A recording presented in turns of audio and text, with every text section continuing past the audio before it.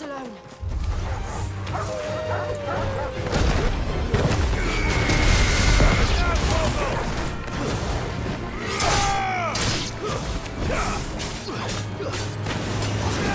Over here!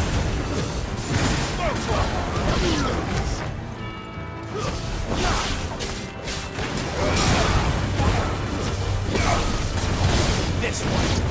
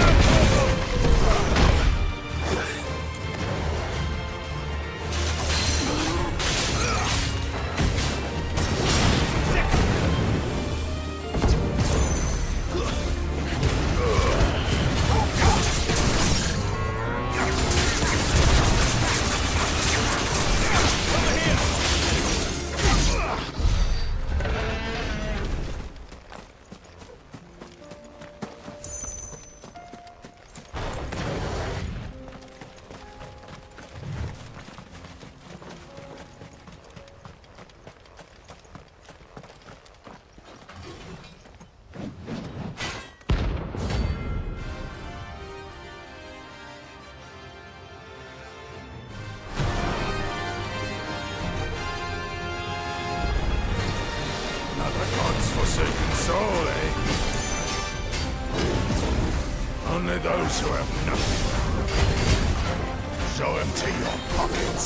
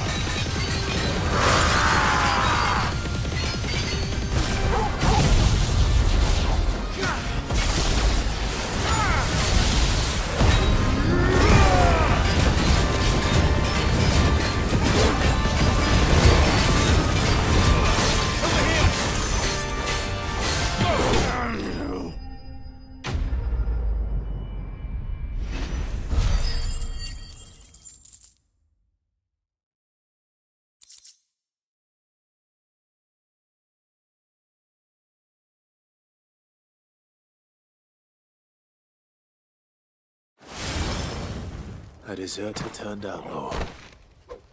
We were more similar than he knew.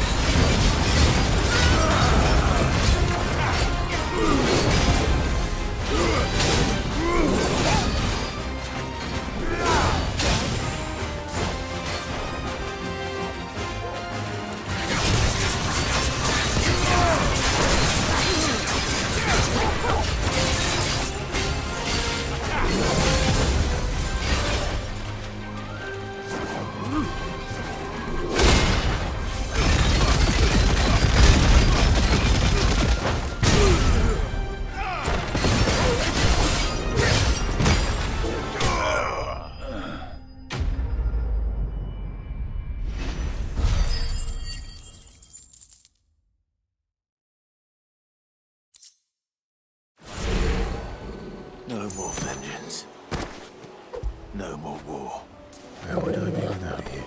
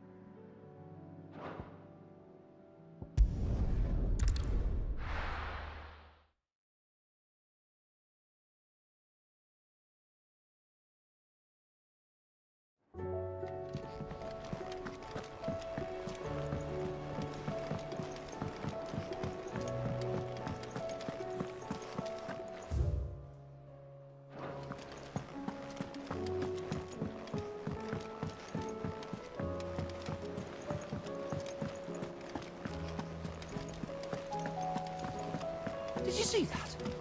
Tell me you saw that.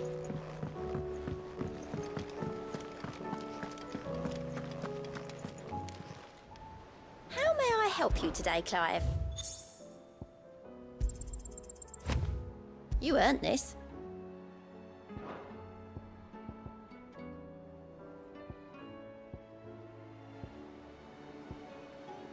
Come again. I may have more for you.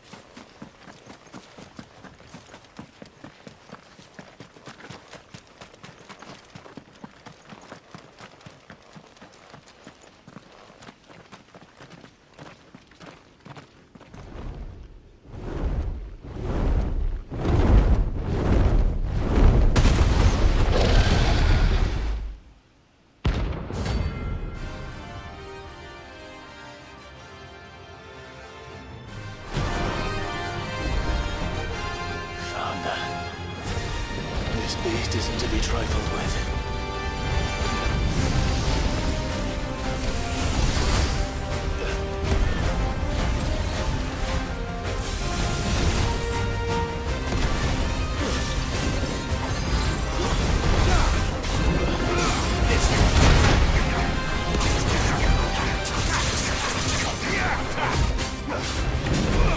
This one.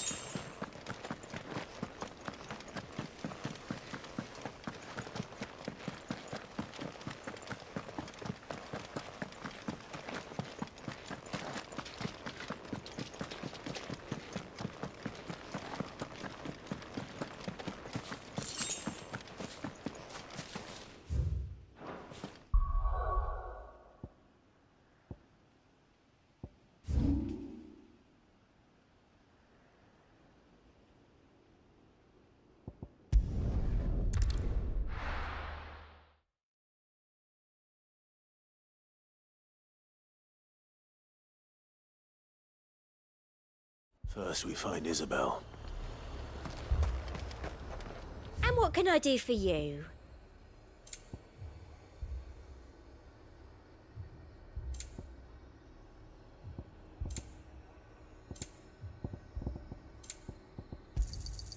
You've a keen eye.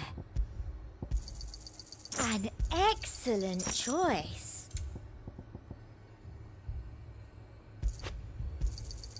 You've a keen eye. An excellent choice.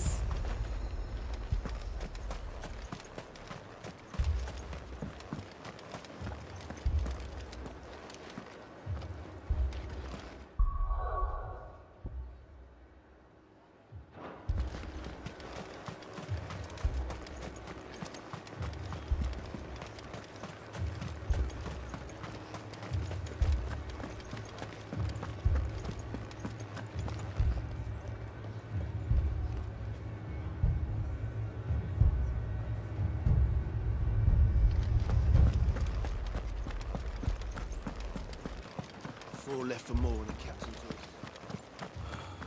orders. I can't do it. I can't. But you can. You must.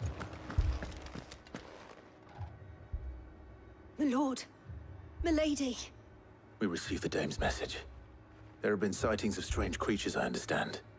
With the blue eyes. Yes. Like a Kashik, but different. They've taken so many. I've lost count. Akashic, but different. Ultimus thralls. And what of your mistress? Is she here? Oh, no. She went to the garrison to ask what they were planning on doing about all this. Then we'll look for her there.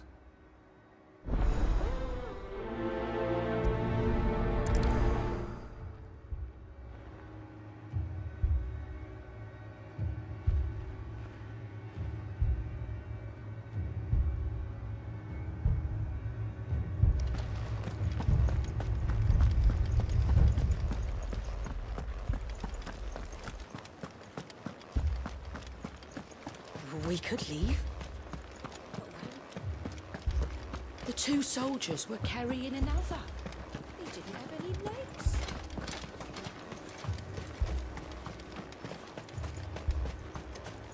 Madame, please! Half the garrison's been slaughtered by those things. We lost the captain this very morning. We've tried requesting reinforcements, but there's been no word from the capital or the Dominion in days! What more would you have us do? I would have you do your duty.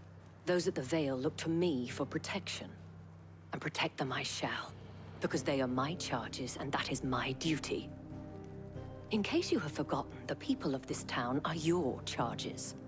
But more than that, they are your people. Your sisters, your brothers, your lovers. So you have a choice. Lay down your sword and watch as they are slaughtered, or take it up and do what is right. She speaks the truth, you know. This here, it's all we have. It's all that's left. What we have left is our lives! Do you really want us to lose them as well? Not if we don't have to. Look, there's a cask under the captain's bunk. Let's talk about this over a drink, eh? I'm listening. I'll have a word with him.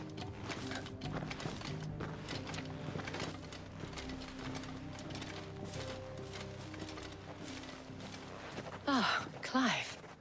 I didn't expect help to arrive so quickly. And sought to take matters into my own hands. It was a noble effort. But I thought you might still need some support. How like you to consider my needs. What we need to consider is where the creatures came from.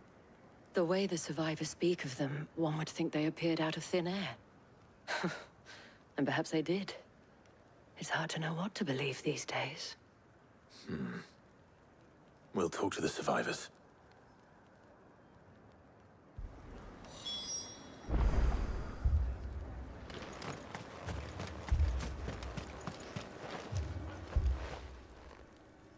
You're a pikeman, yes? What happened? I've got family in Moor. heard the flood was spreading, so I went to see if they were all right. And a pack of them glowing things found me in the meadow. I ran for my life. I never did get to the village. Leave that to us. My family. They're still in the capital. It's all right.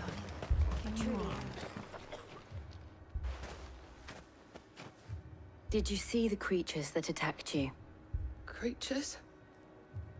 Yeah, they came out of nowhere. They went for Joseph first, then me, and then they were just gone. Do you remember where you were? On the road from Oriflamme. We just passed Moor when... Where's my Joseph? It's all right. Just rest now. At least we have an idea of where the thralls might be now. We should head for more.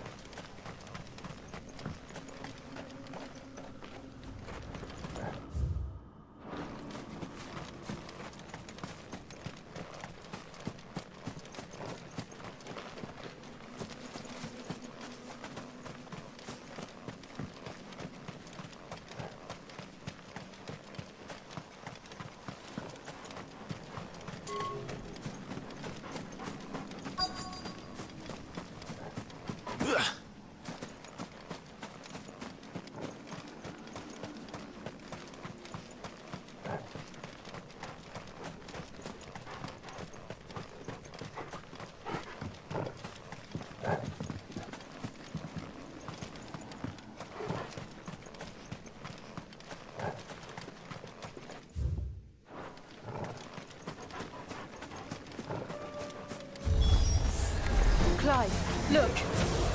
I see them. With me. This one.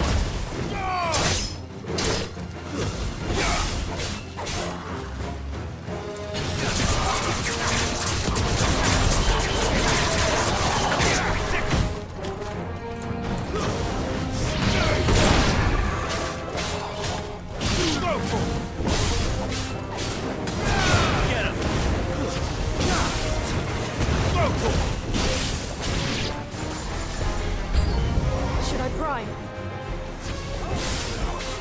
Save your strength.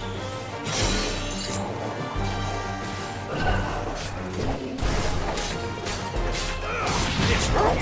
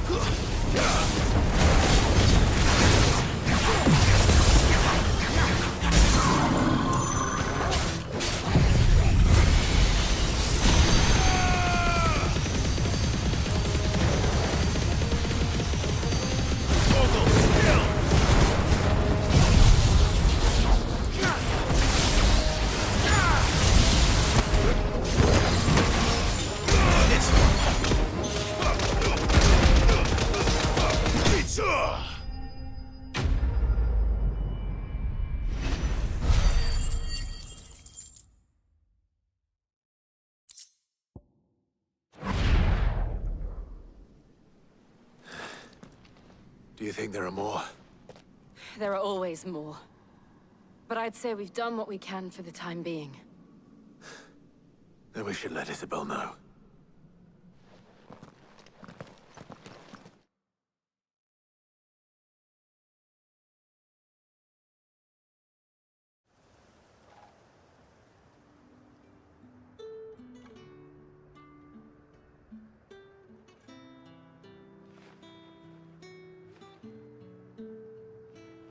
You have the town's thanks. Don't thank us yet. There will be more. Many more. And you'll need to be ready for them. Oh, we shall. Isn't that right, Captain? Yes, milady. The garrison will be ready. Philippe here has convinced most of the men to remain at their posts. For now, at least. Hearing that the Dane would look kindly on any man who committed himself to the task certainly didn't hurt. It's not the most selfless of motives, I'll admit. But whatever it takes, eh? Now me, I never needed convincing. I became a soldier to protect the people I love. And the people I love include the one standing before me. Handsome and chivalrous. Now, if you don't mind, I have sentries to post. Milady.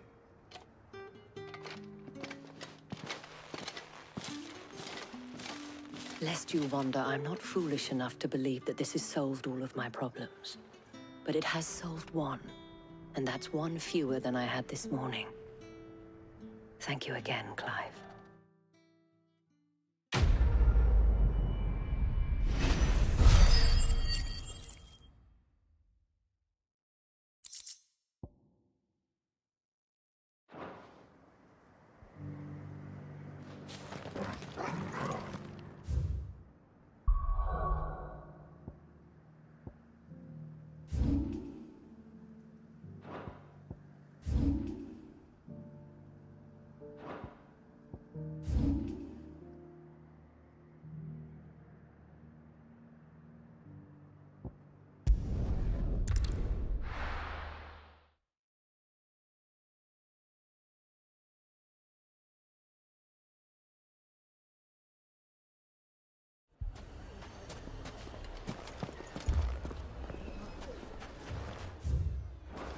Fucking thieving bastards. My shop. Why would I do it? If I had my pickaxe, I would. Oh, my finest pieces.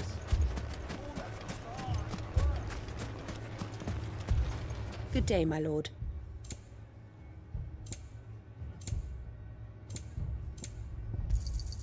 My thanks. An excellent choice. Fare you well.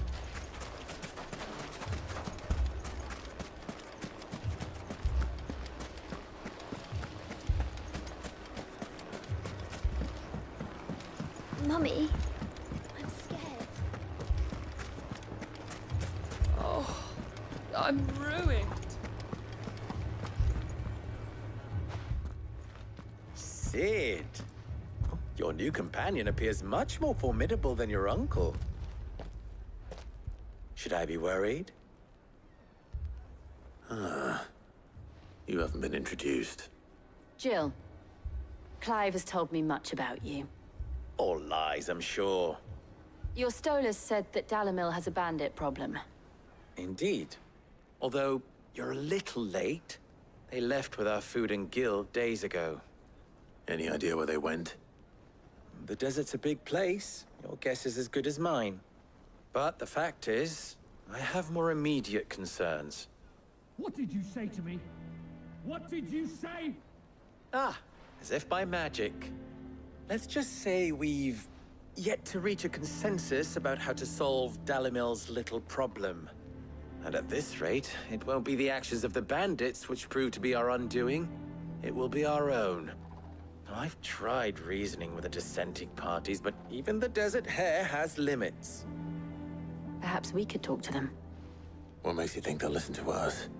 What makes you think they won't? She makes a fair point, Sid. And you won't have wasted much of your precious time if you fail. They're just across the courtyard.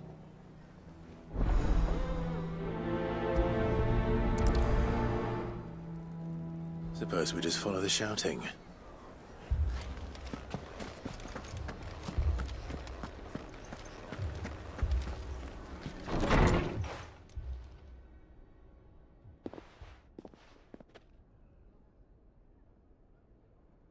You wouldn't talk like that if it had been your men whose throats were slit. Blood for blood, it's the only way. We hire mercenaries and have them mount the bandits' heads on our walls as a lesson to the rest. And what happens when those mercenaries are slaughtered like your men? Are you going to hire more? We're better off using that coin to buy food and supplies. If we hire mercenaries, the only thing we're buying is the bandit's ire. And you cannot fill empty bellies with that. Do you hear me? But what happens when they come back? Maybe it'll be your throat that's slit. That's enough. Both of you. Any more of this and I'll throw you out myself. Come back when you're ready to talk like adults.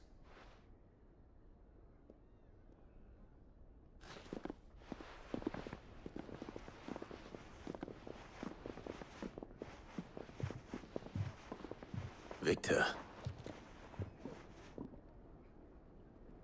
What's he doing here?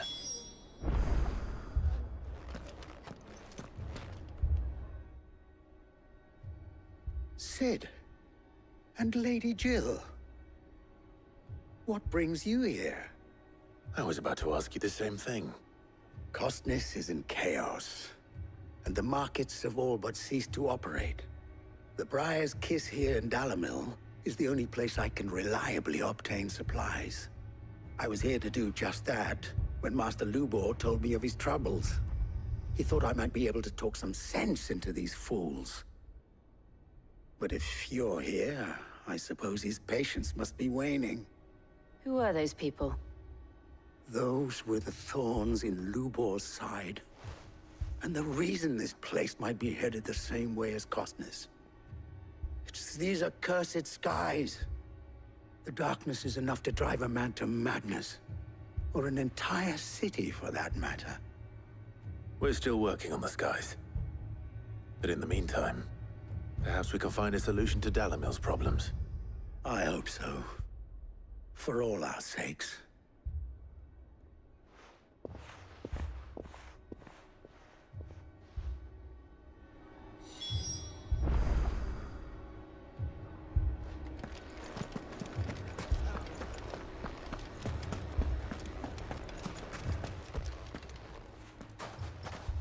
So, you see my predicament?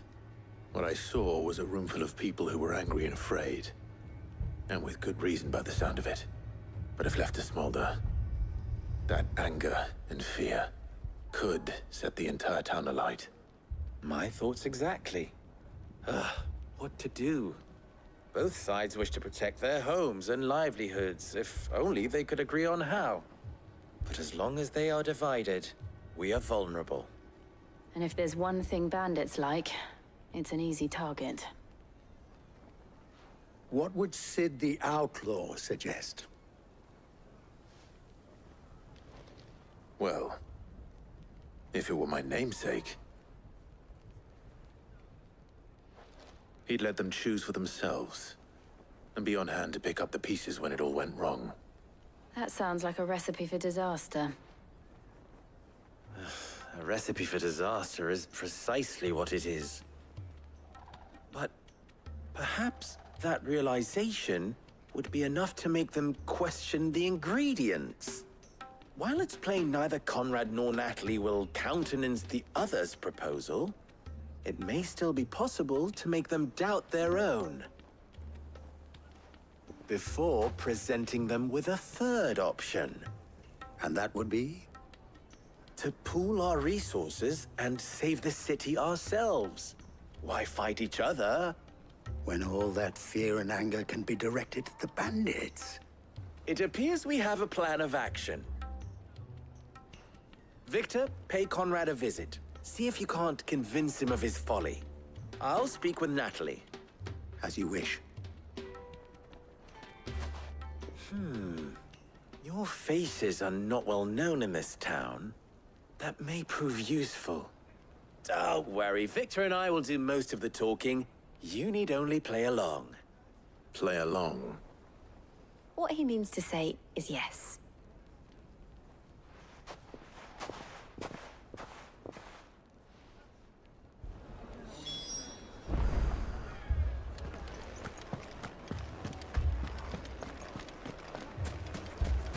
Picture it, Conrad.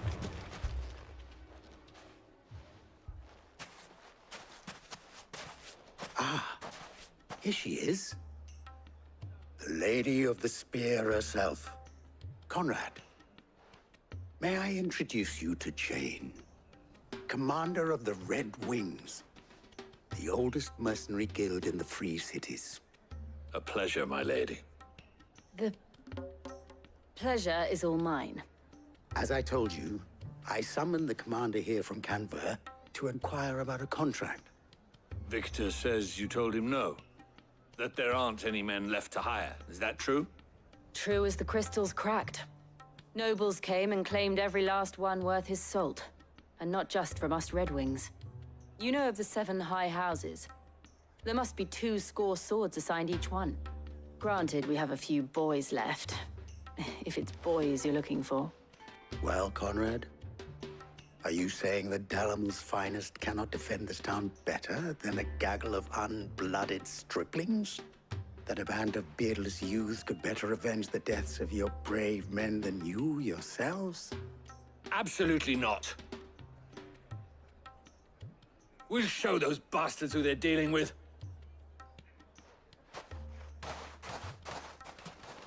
I can't believe that actually worked. Conrad's not what you call the brightest candle in the crypt.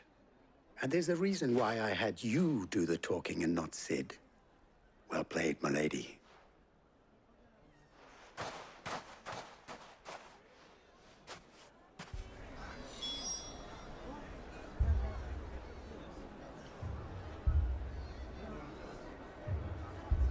Then let us band together. Show these brutes that Dalimil is not to be trifled with.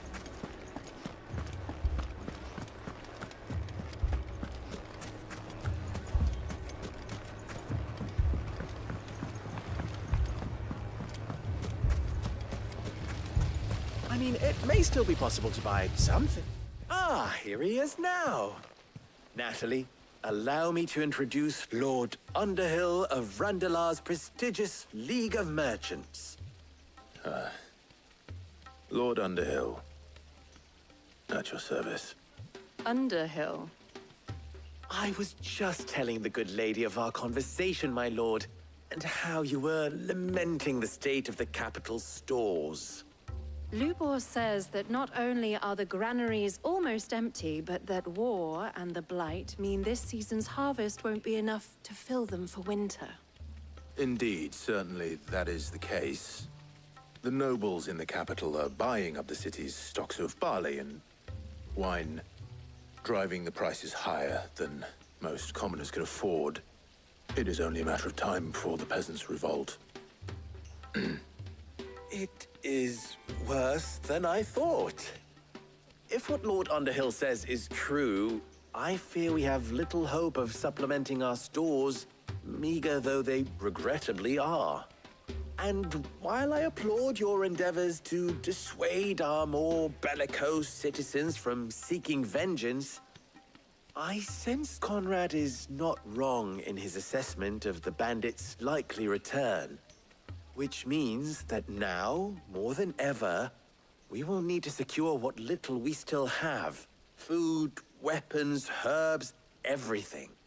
If our humble town is to endure not only this hardship, but those that are certain to follow, we must stand united. All right. If it will help to protect my home, I'll do it. But you needn't have gone through this charade.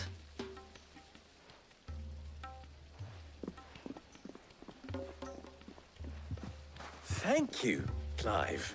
Your performance was nothing if not workmanlike. She saw right through it. I didn't say it was good, merely that it produced the desired effect. Now, my scouts should be returning shortly.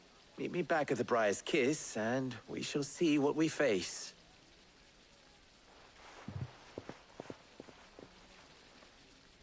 I'm not convinced our roles in this ruse were entirely necessary. I don't know. Conrad seemed quite taken with you. We have. My shop. Oh, I'm ruined. Good news, Sid. Both Conrad and Natalie have somewhat gracefully accepted their new roles. With time, they may even learn to. Time no longer appears to be the luxury it was before lunch. I take it your scouts found the bandits. Technically, it would be the bandits who found my scouts. It appears they march for Dalimil as we speak. All of them. You're not serious.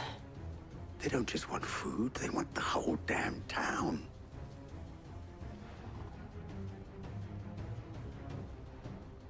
I have a favor to ask. I'm told the bandits march in two groups, one from the south and one from the desert, in a move doubtless intended to stretch our already gossamer-thin defenses. Very well. Jill and I will meet those from the desert. But what of the rest? The rest, my friend, the city shall fight. Together. The stakes, I concede, are high. But if this does not unite Dalimil, nothing will. That is a lot of faith to put into those who had their hands around each other's throats but a moment ago.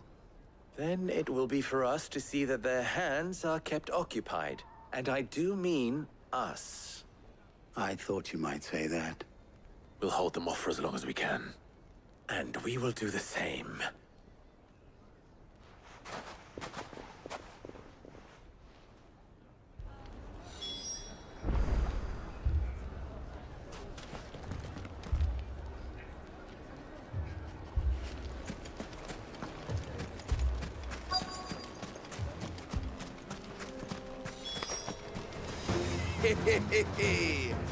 The women folk have come to welcome us. I'll take that one. He's all yours.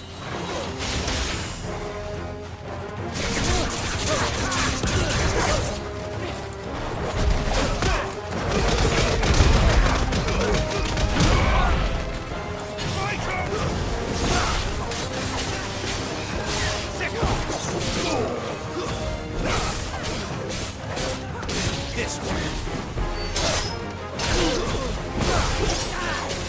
Nice try.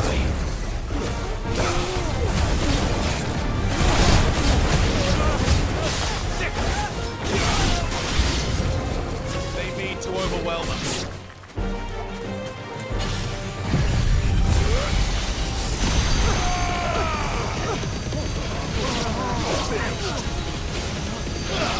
All yours, Torgal. This one.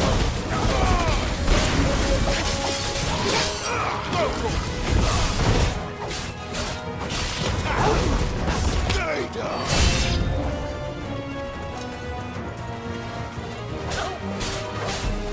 Get him.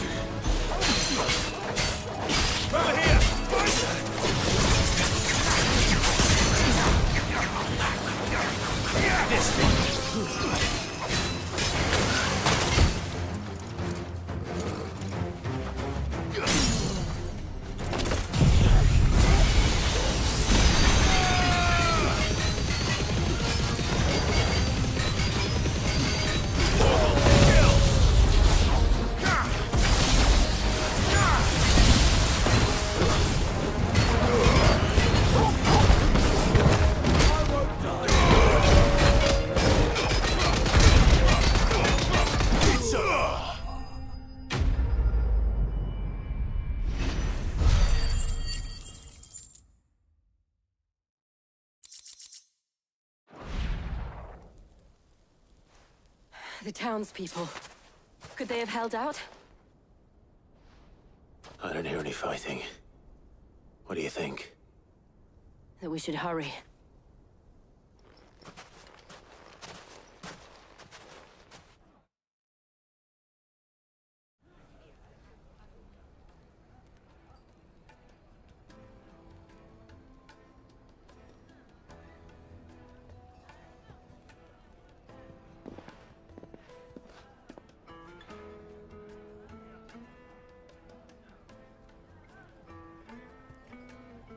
Natalie, I owe you an apology.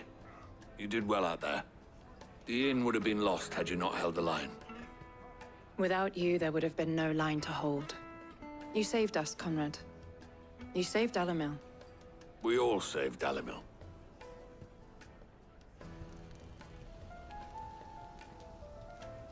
Conrad seems to have had a change of heart. I'd say they both have. I take it from your presence that our visitors from the desert won't be joining us either. Pity. The plan worked, Sid. Granted, it only took an army of bloodthirsty bandits at our gate. Calm now, Victor. Why quibble over the details? We are united, and that is all that matters. As for you, Sid, you fight considerably better than you act. I'll take that as a compliment.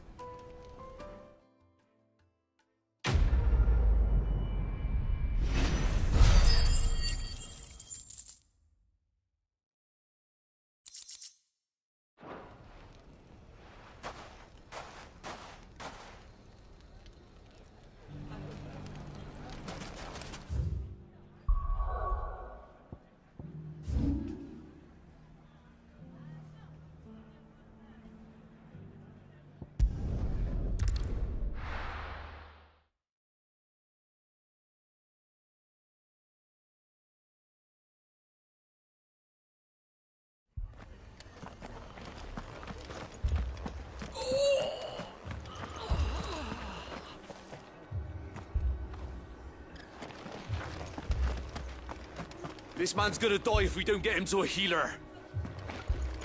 But all our beds are taken.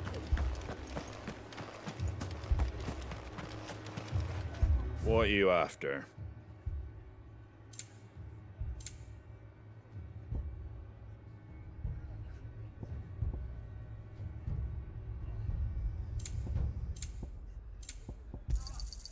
Much obliged. That all, is it?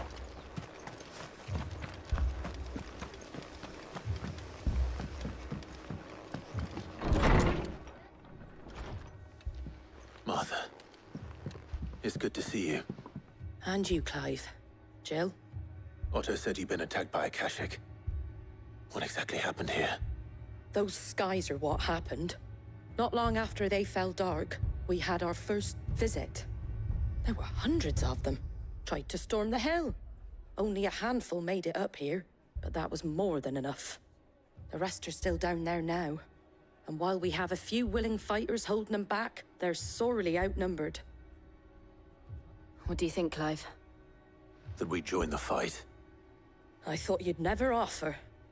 Now, where I need you is the Fallen Gate. That's where the fighting is fiercest.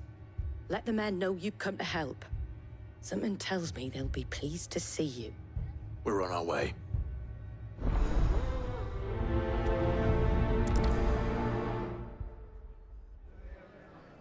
Do you think there are as many as Martha says? More.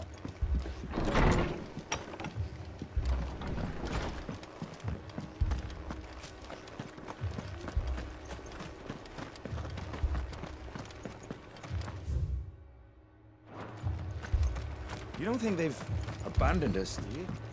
Them not. Not a chance.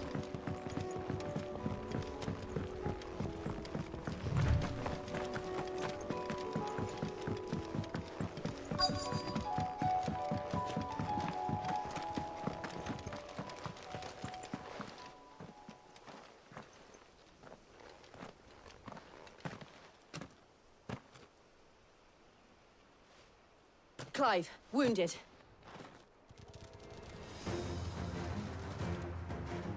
deal with the Akashic first.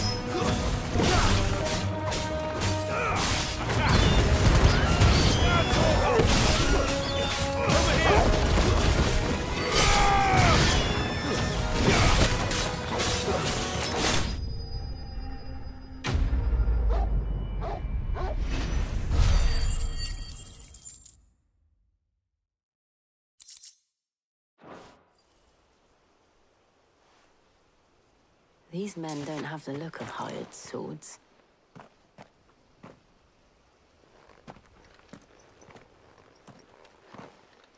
If you've come to rob this place, You are mistaken, my Lord Rosfield. We're here by Madame Martha's leave. how do you know my name? Forgive me, my lord. There wasn't time for introductions.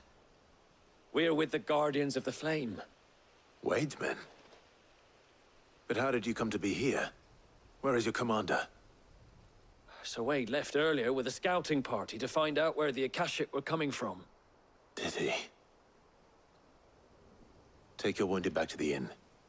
Martha will see you're looked after. We'll join you anon.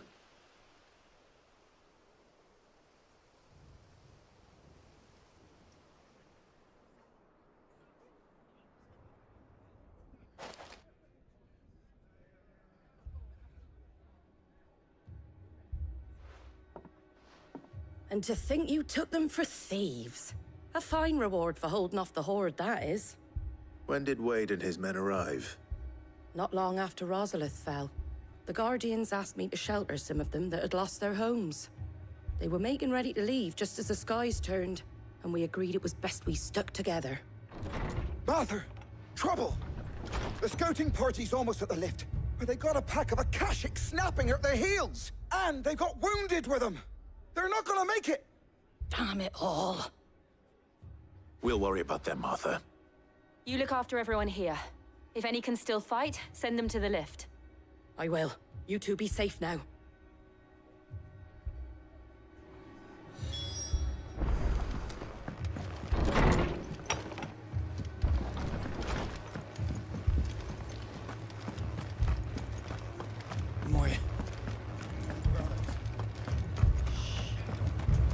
Mad dogs. A lot of them.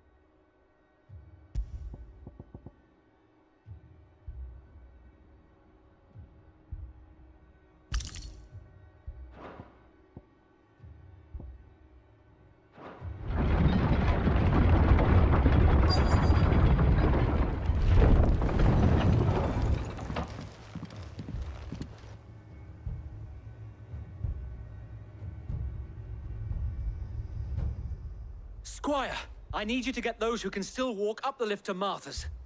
But what about... I didn't ask, Oscar. Sir. Sir Wade. Lord Rossfield?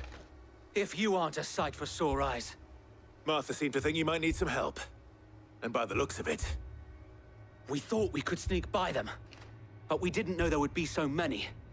How could we have? Behind you!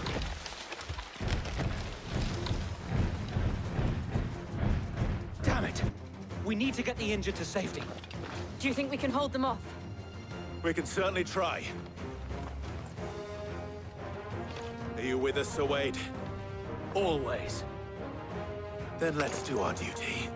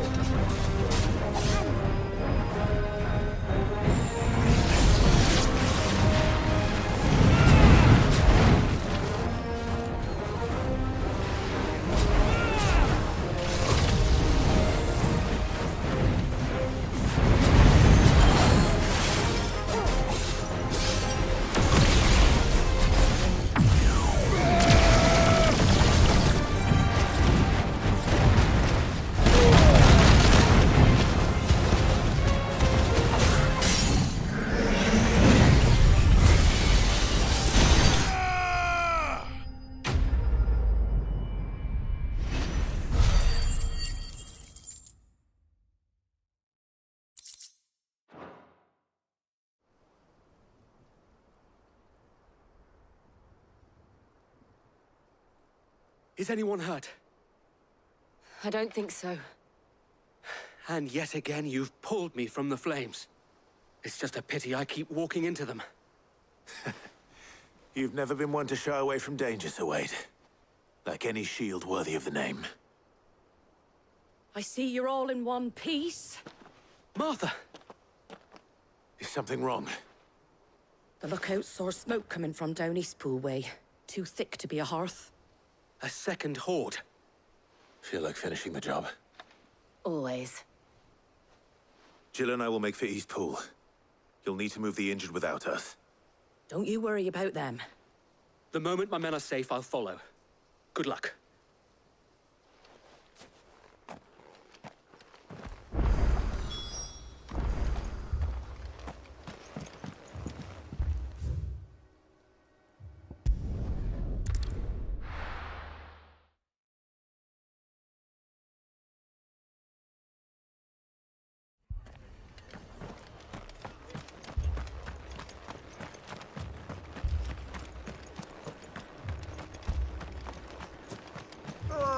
Just patch me up as quick as you can and get me back out there.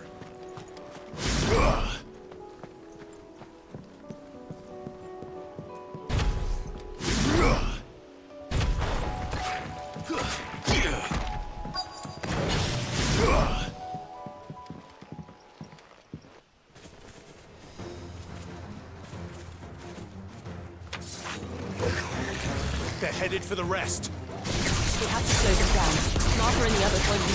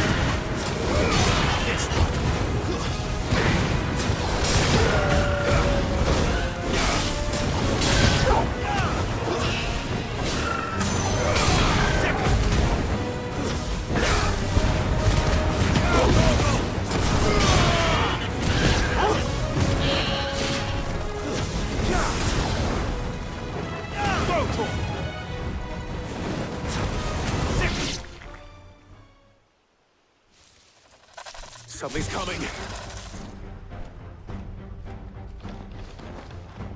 Apologies, my lord. Did I miss anything? Only the first round, so wait. Shall we?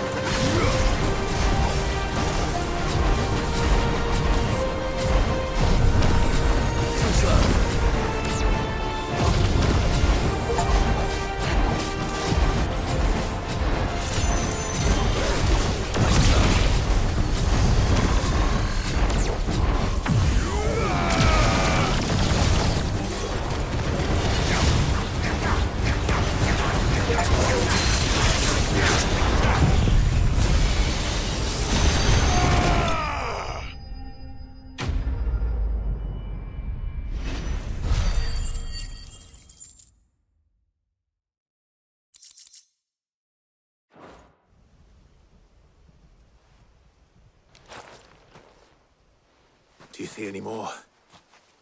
No. I think that was the last of them. But it won't be long before the next lot arrive. Then we make for Martha's while we can.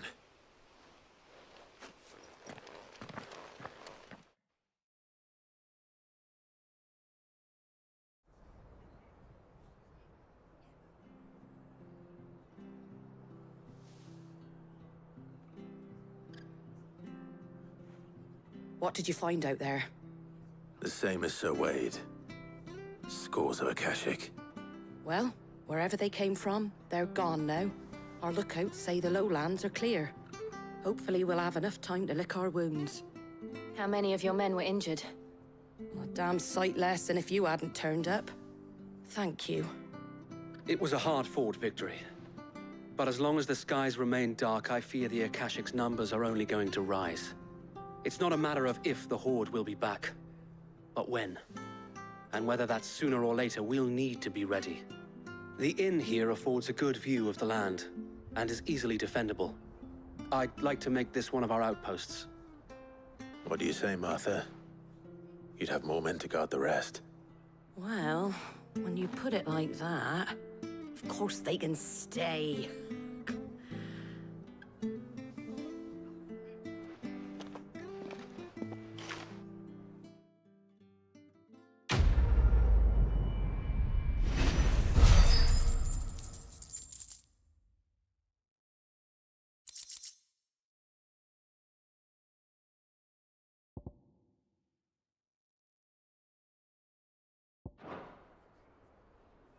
My lord, there's someone I'd like you to meet. Oscar, over here.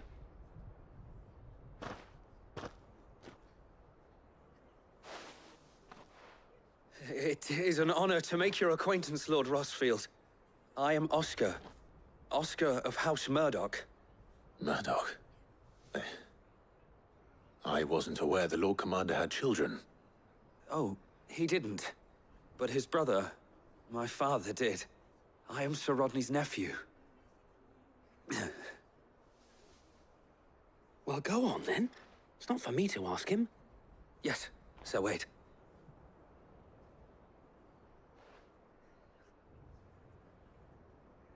If it please you, my Lord Marquis, might you take me as your squire? I would learn the duties of a shield from the finest. I'm sorry to disappoint you, Oscar, but I am a shield no longer. Nor was I ever the finest. And spending time in the company of an outlaw hardly seems a fitting education for one aspiring to take his oaths. My Aunt Hannah once told me that a man is not defined by his title, but what he does in its name. You have accomplished much since taking on the mantle of Cid, winning no little honor in so doing. And I would sooner serve under an honorable outlaw than an unworthy shield. Not that Sir Wade and the other Guardians are... I mean to say that, they're... It's all right. We know what you mean. There is only so much the boy can learn from me, my lord. But a squire? Would that really be so bad? You were a squire once. And I'm certain Sir Rodney would approve.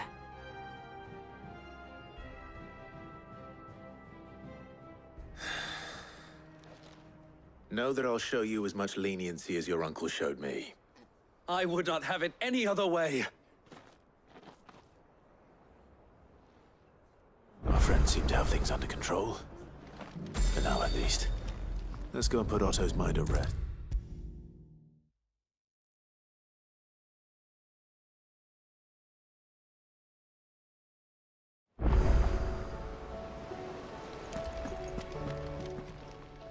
Welcome to the Patron's Whisper.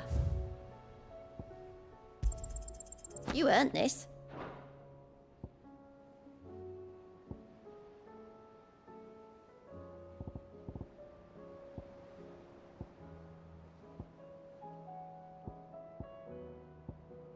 Come again. I may have more for you.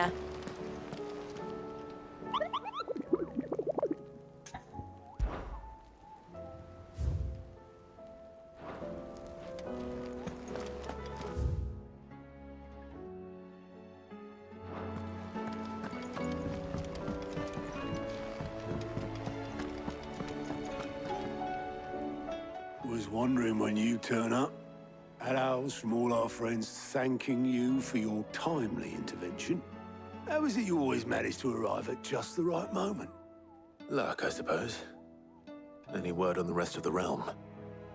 Let's see. Storm's still crying out for mother crystals. The nations are still in chaos. And the skies are still the color of a kick in the kidneys 2 days on. So... Right.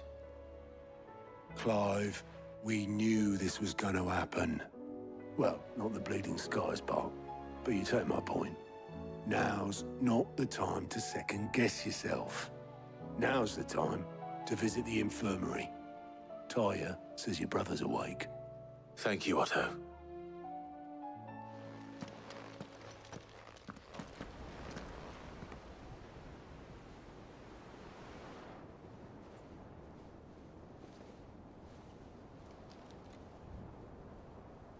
So it was not Sylvester, but Olivier who served as Ultima's puppet. And when Dion learned of this, he sought to slay the fiend.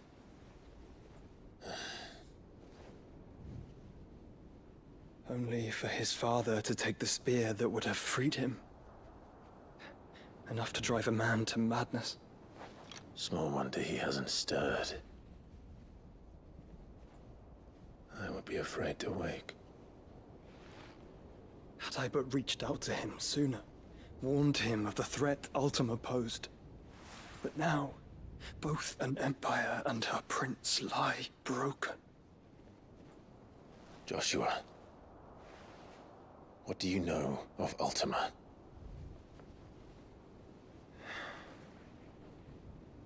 Very little, I'm afraid. Despite my best efforts. 18 years ago, as I lay buried beneath the rubble of Phoenix Gate, 'twas not death who came for me, but another. And it was while in my rescuer's care, I first heard of Ultima. I've been chasing his shadow ever since. Ultima is driven by some deep, dark purpose, and for whatever reason, it would seem you are crucial to his designs. He will stop at nothing to have you, even if that means toppling an empire. But why me? What possible use could I be to such a creature? That is one of many answers that have eluded me. Yet, I am certain of this. It is not mere chance. You were chosen for a reason. All dominants carry within them the might of an icon. Nigh limitless power that is at once acutely limited. I wield fire, and only fire. And I only ice. 8 wardens for 8 elements. But you, Clive. You are different. You're special. Your abilities begin with the flames of Ifrit. But they do not end there. The fact Ifrit can even exist goes against everything we thought we knew of dominance. Perhaps Ultima has been waiting for one such as you, whose potential is truly limitless. I've encountered that thing several times now. If it or he, as you say, needs me, why hasn't he claimed me as he did the boy? Were I to hazard a guess, I'd say the two of you are somehow incompatible. His mind not properly attuned to your body. His mind? Mind, awareness, spirit, call it what you wish. But I believe Ultima to be an embodiment of the concept. This is why I struggle and fail to contain him here inside me. I'm sorry. Inside you? With every setting sun, I feel my strength wane. And though the Phoenix's flames mend the prison I have made for Ultima, they do so at a cost. We must find a means to bring an end to him before I meet my own. What were you thinking? It was that or let him take Clive. And I've always had a soft spot for my brother. But that doesn't mean you should sacrifice yourself to save me.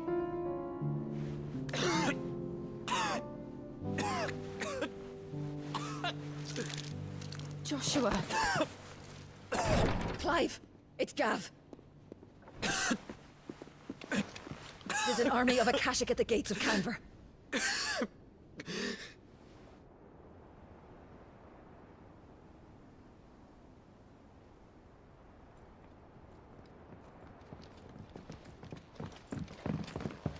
Well, what's the short of it? I thought Tyre told you. The capital of the Free Cities is under siege by an army of monstrosities. The City Guard are doing their best to stem the tide, but numbers ain't on their side. What of Lord Byron and Mid? Were they able to escape? No, but they're all right for now. They're hiding with Gav at midship. We have to get them out of there. And we shall. Otto, prepare a Stolas. Tell Gav to stay exactly where he is. Understood. Vivian, what's the swiftest route to the Free Cities? That sounds like a question for the map. Look here. This road, through Tabor, should provide the least trouble. Good. What a coincidence. Tabor is exactly where I'm bound. Joshua, bed is where you should be bound. You don't think I told him the exact same thing? Were Tyre not such a talented healer, I would surely have been inclined to agree. But, thanks to her ministrations, I feel I may safely rejoin my attendant, who was to wait for me in Tabor if we became separated. All right, we travel together. Clive. If he stays close to me, he'll be fine. Thank you, brother. I'll look after him.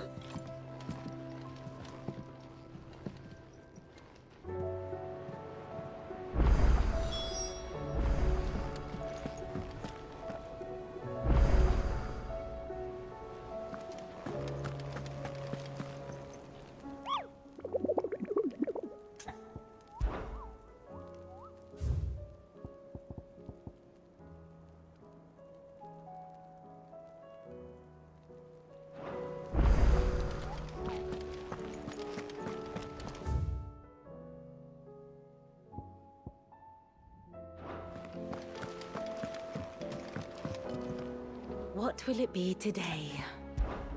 Allow me to educate you. One must understand one's place in the world. The state of the realm is ever-changing, Clive. Did you see that? Tell me you saw that.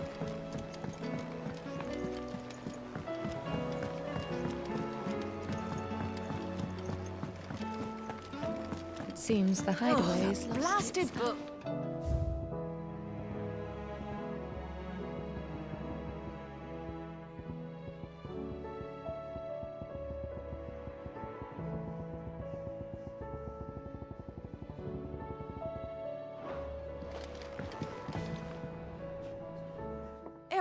You put me in this situation, Clive. You can bloody well get me out of it. I need a hand with a recipe. Are you sure it's me you're looking for? I'm not much of a cook.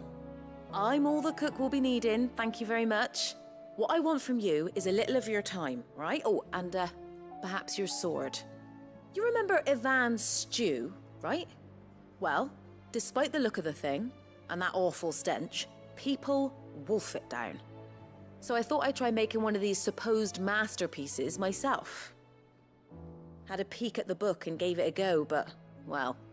It wasn't as straightforward as you'd hoped. Ivan had the same problem. Yeah, but this is my blooming kitchen, and I will not be outdone. So if you don't want to be seen as playing favorites, I suggest you lend me a hand. I've never been one to play favorites, Molly.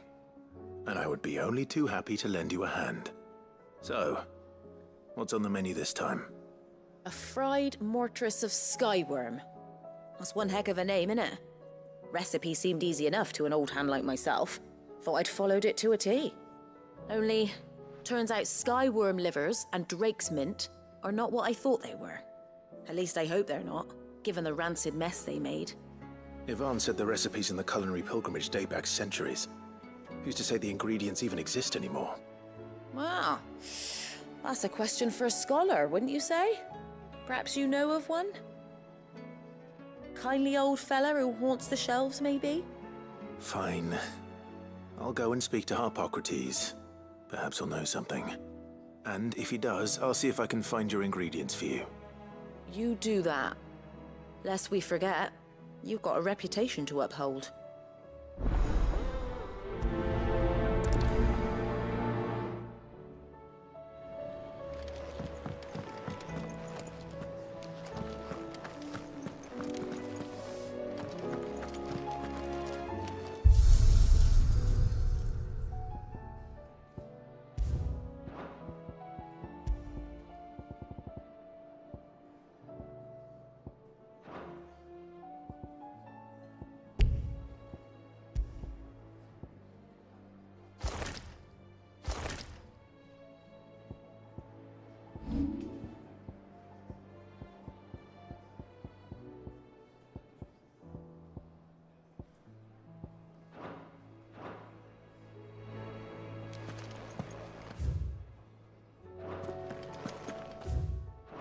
Did you see the pair that got hauled into tires?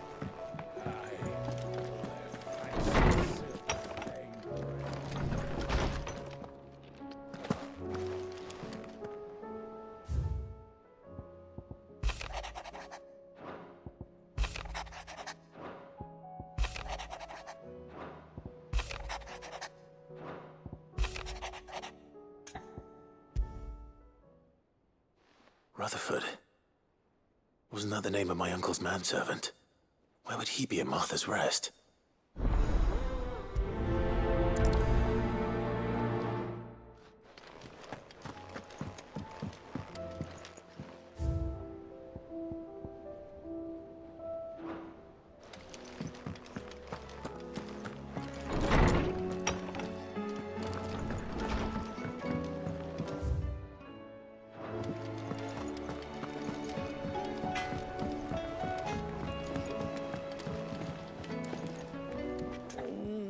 What am I gonna do?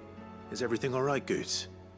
You seem more discomposed than usual. Oh, I don't know what that means, but I'm in a bit of a muddle. Oh, I think Nan might be in trouble, and she's... It's all right. You can tell me. Oh. There was a trader came by. One of our usuals, like. Said he'd heard some rotten rumours about her down Dalimil Way. Folk are saying she's been selling to bandits and cutthroats and that. I mean, she's fond of a chance to make a coin or two, aye, but she'd never do business with baddies. Especially not the kind who go hurting people who haven't done out. I wanted to ask her about it myself, but I'm scared she'll give us a tongue lashing. She'd never give your tongue a lashing, though, would she? Don't worry. I'll speak to her. Oh, thanks, Clive. You'll let me know what she says, won't you? Of course. I'm sure it's all just a misunderstanding.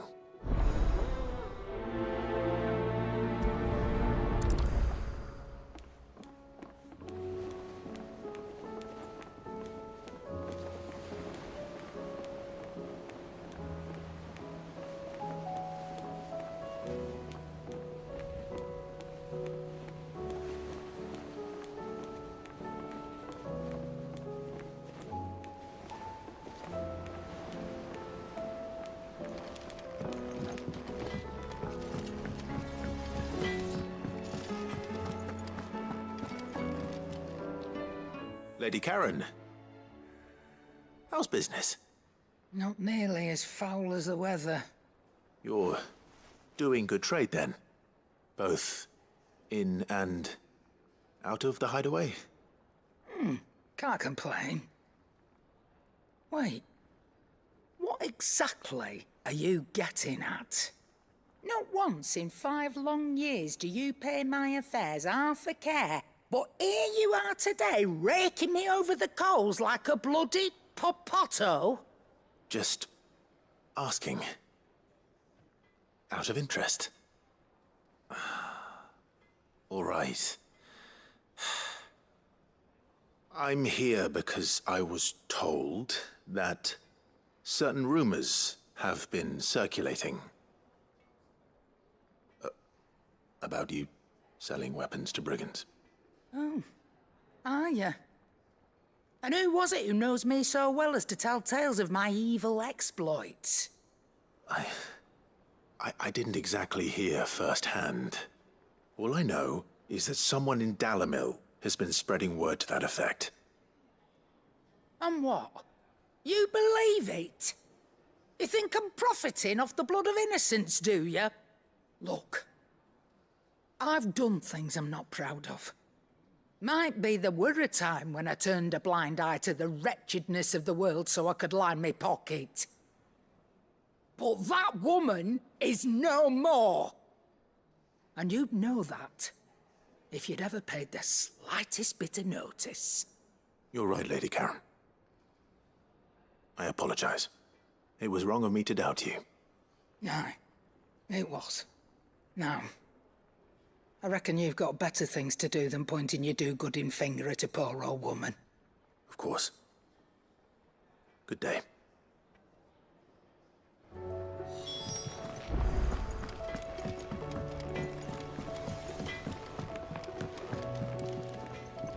I spoke with Lady Karen. What did she say? That the rumors were unfounded, and that I was a fool for thinking they might hold any truth, along with some other things that made her feelings clear. And while it sounds like she may have done things she regretted in her past, she says those days are behind her. Oh, well, that's good. I knew Nan wasn't caught up in out bad. But why would people say she was? What did she ever do to them? It's not right. No, it's not. But people do things for all sorts of reasons. Perhaps we'll never know. Well, I'm going to find out. That trader, he said they were all talking about her in Dalimil. So that's where I'm going. I'll find someone who'll tell me, you'll see. Are you sure that's wise? Whoever's spreading these rumors means Karen ill. Oh, right. But that's why you'll be coming with me, isn't it, Clive? I suppose it is.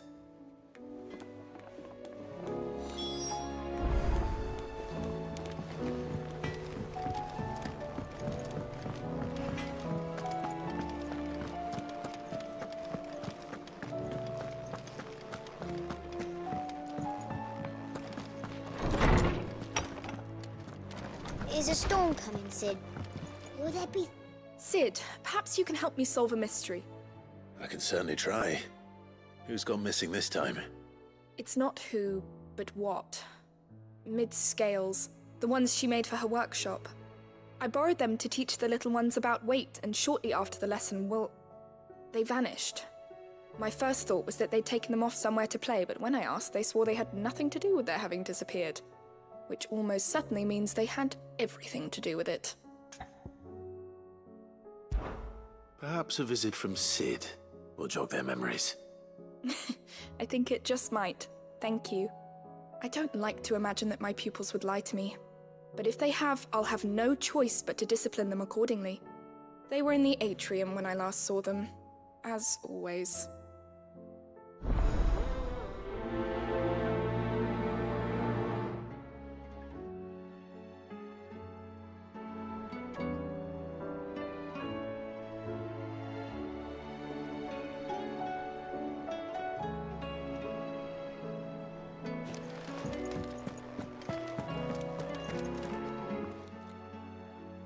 Lawsman Harpocrates. I've come to pick your brain if you don't mind. It's about the book you lent Ivan. Ah, Valisthea, A Culinary Pilgrimage, a classic. One of my favorites, in fact. The young man did a wonderful job with the Chance's stew. I do hope we shall be able to sample more such marvels in due course. That's actually why I'm here. I don't suppose you know where I might find skyworm livers and drake's mint. Ah, so the fabled Sandbricois delicacy is next on the menu. Delightful. The descriptions of fried mortress never failed to make my mouth water. Now, skyworm is a somewhat antiquated name for the wyvern, their ground livers being the paste from which the mortress is made. Dragon livers. How very Sandbricois.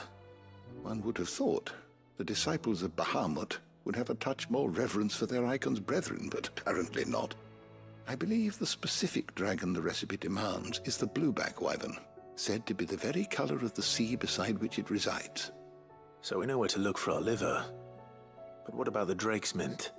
Saint's bonnet in contemporary parlance, a herb which grows along the North Reach coast. I gather that one can locate the cheerful yellow flowers by their heady scent alone, so I'm sure you'll have no trouble finding them. I may add that people once believed game was best served with the flora that sustained it in life, in which regard fried mortress of skyworm is undoubtedly a typical dish of the time. Meaning that if I find one, I find the other.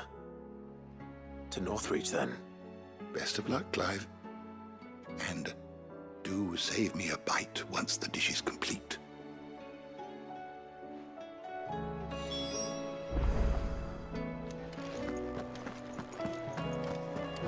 Is a storm coming, Sid? Will there be...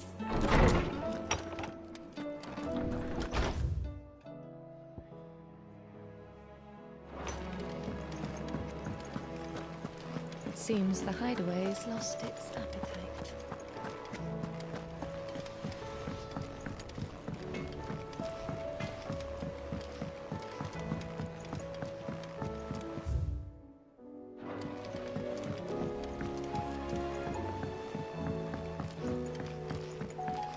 heard the Emperor was impaled on his own son's spear. We're all gonna die! You hear me? The Akashic are coming and they want... What do you reckon we should do? I say we should...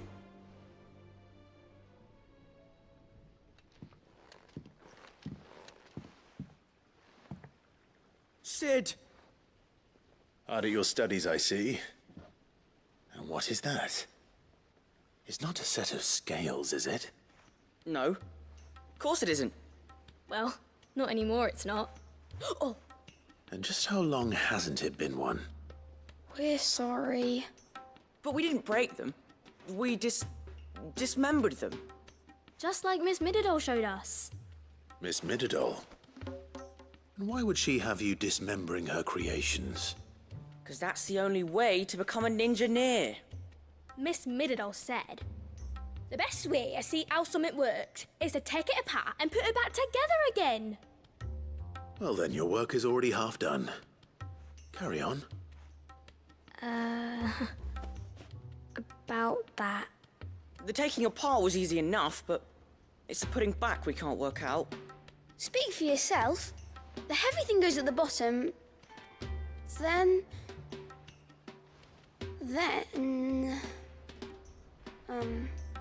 You three need to learn to take responsibility for your actions. So let's have a look at these parts with fresh eyes, shall we?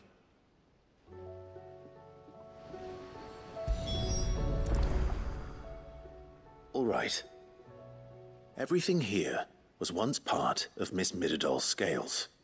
Every piece has its own role to play, and each is just as important as the others. If even one of them is missing, the scales won't work. So let's think about what those roles might be. You already know one of the pieces, the body. Its role is to support everything else. But what of the others?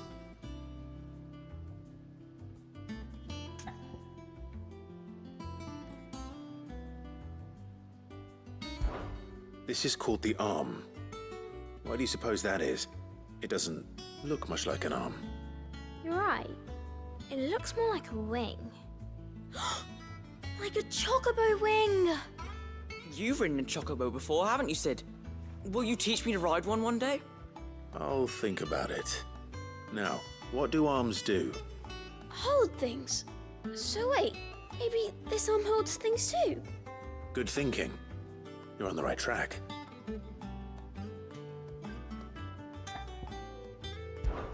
These round parts are called the pans. You all know what a pan is, don't you? I do. Molly uses them in the kitchens to fry bangers. But these aren't for frying bangers, you idiot. They're for weighing stuff. But what if I wanted to weigh Goots? I don't think he'd fit on that little thing. Probably not. What are the chains for? Holding the pans up? Well spotted. Which means something must hold the chains up in turn.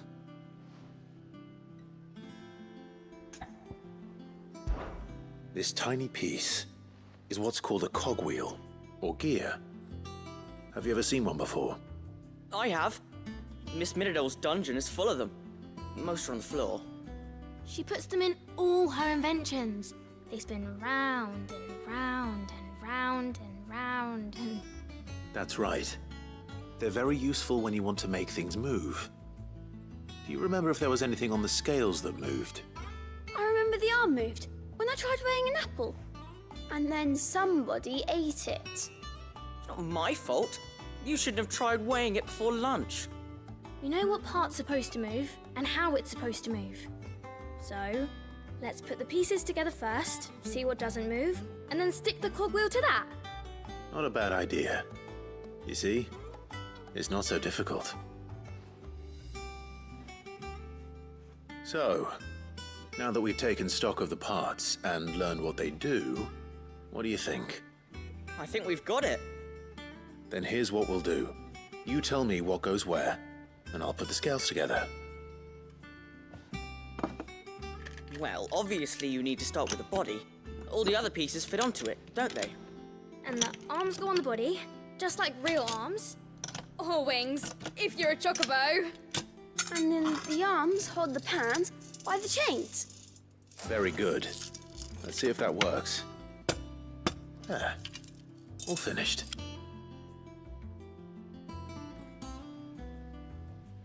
Yes! We did it! Well, with Sid's help. Oh, I just put the pieces together.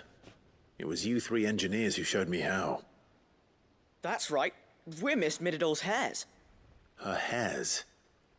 Yeah, hairs for the future. She's showing us her secrets now, so we can help out the hideaway when we're older.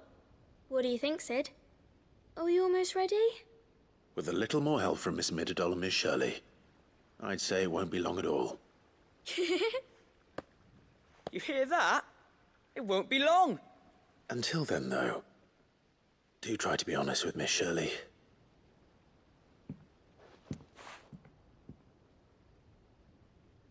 Hey, look! We never used the cogwheel. You don't think Sid forgot about it, do you?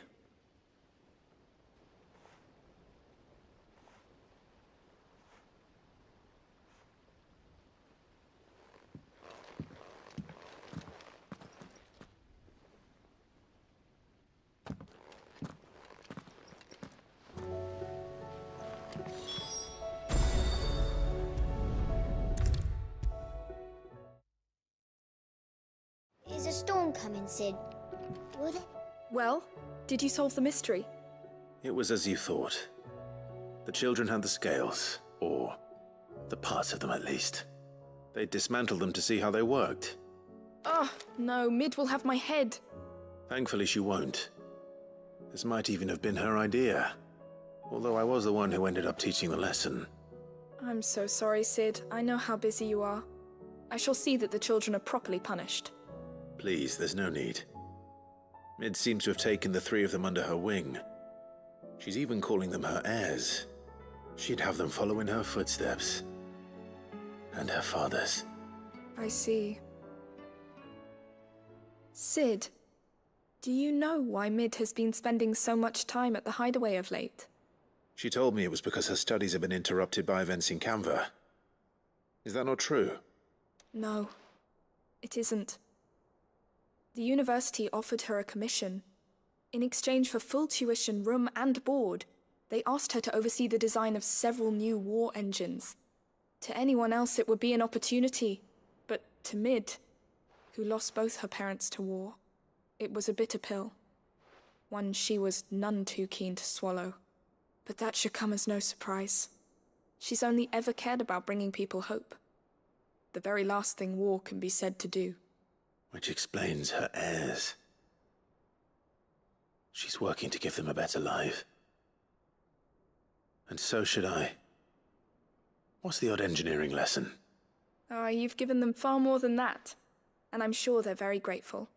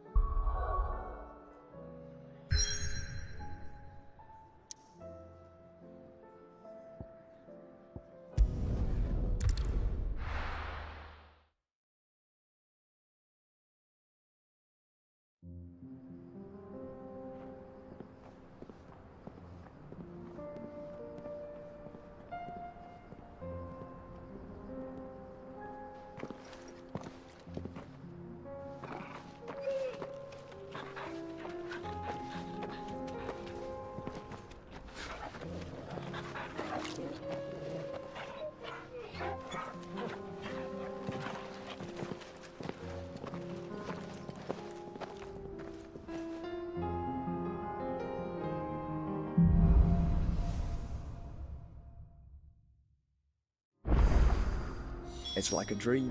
The four of us out walking like we used to. Enjoying this, are you? Gav and the others could be in danger as we speak. You're right. I'm sorry. Yote is a fine scout. If Canva was attacked, she will already have begun gathering information. Tabor isn't far.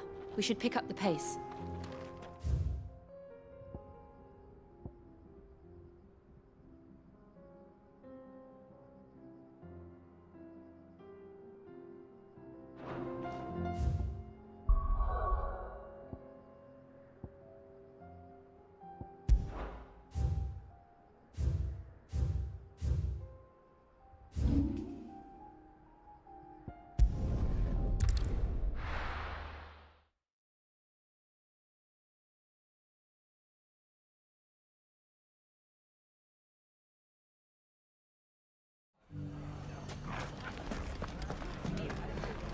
The bandits may be no more, but look what they've left us with. Got a hard time. It shouldn't be too hard to find goods. Are the bad men going to come back? The gentlemen of the town guard are strapping from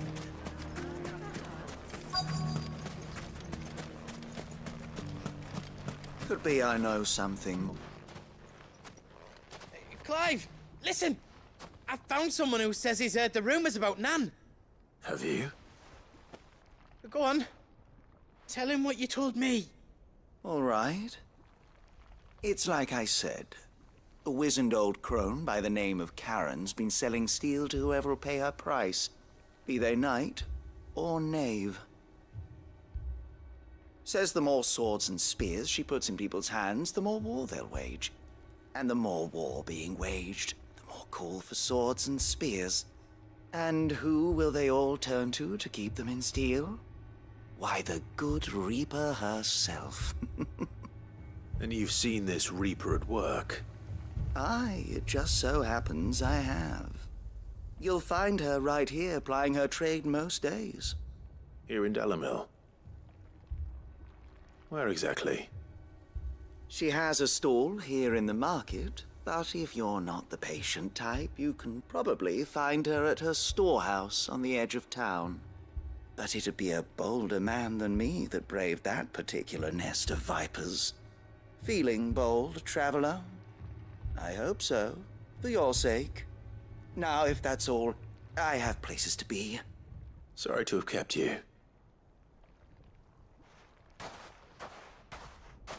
You don't think Nan's the Reaper, do you? Not unless she's discovered the secret of how to be in two places at once. Eh? What do you mean? Lady Karen hasn't left the hideaway in weeks. So who has been running this stall he spoke of? Good question. I'll go and have a look. And I'll visit this storehouse on the edge of town. All right, but be careful, Clive. You too, Goots.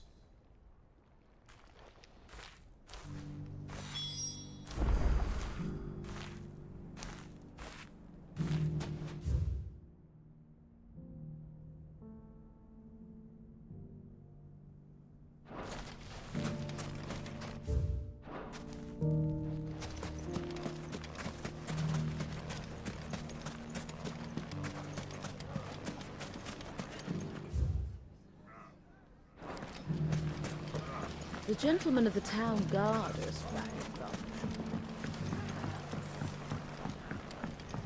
What a mess.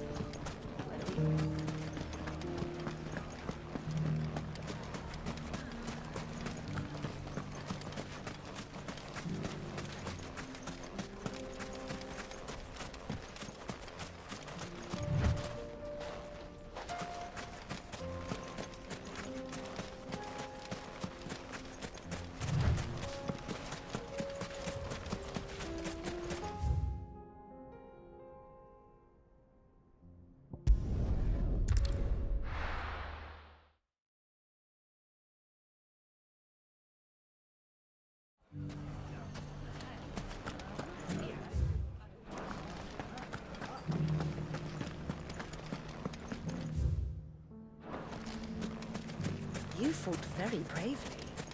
The safety of the town is in our hands.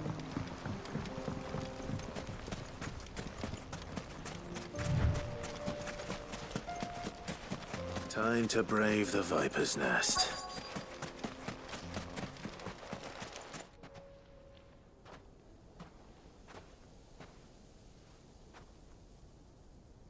Just you, is it? Thought I might have laid it on a bit thick. It was a fairly unconvincing tale. So, what now? That's up to you. Die a slow death, or a quick one. Boys, he's all yours. But that sword is mine.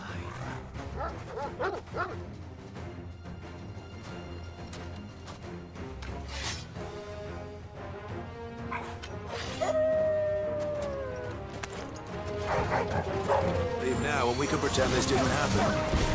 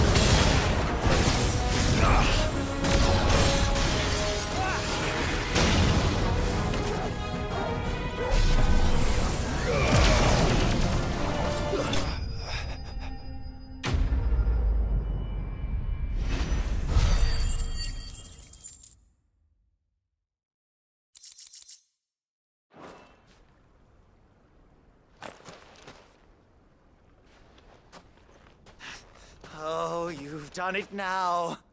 Go on. Tell me what I've done. When the Borgwyn finds out you've killed his men, he'll have your head. He only wanted that bull of a manservant, the dim one always clinging to Karen's skirts. You weren't even supposed to be here. Who the hell are you anyway? What were you going to do to him? The Borgwyn wanted him to get to Karen.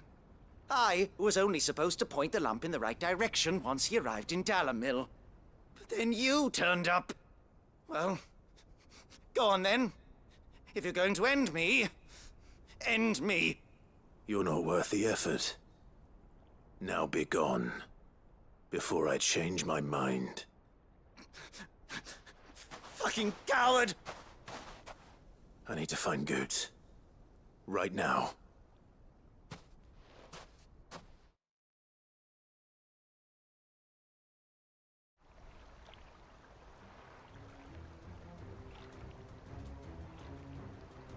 Get your filthy paws off me, you naughty-pated lout!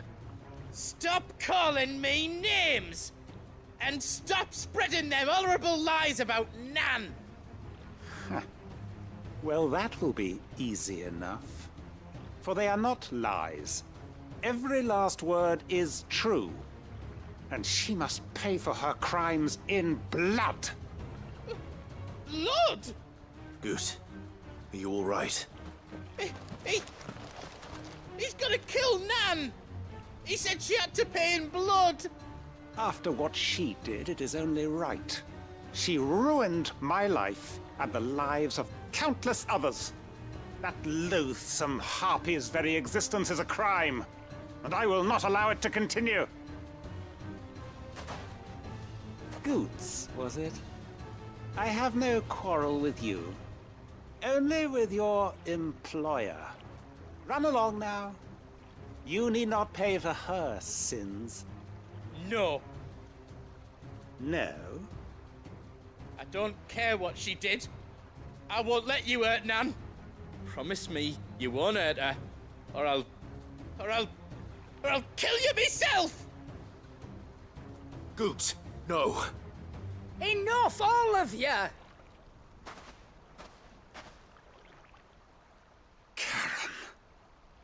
But how did you? You're a sight less clever than you think you are, the pair of you. Did you think I wouldn't notice the two of you slinking off together? Well, the whole thing got me thinking, who in Dalimil might bear me a grudge? And a certain snivelling shit I ran afoul of in my fairy years came to mind. Though it was just Bogan back then, wasn't it? I thought the years might have taught you some sense, but I see you're the same pants-pissing craven you've always been. What was it we called you? Wet legs? You bitch! Everything that happened, it was all your fault! And now you'll finally pay for what you did to me!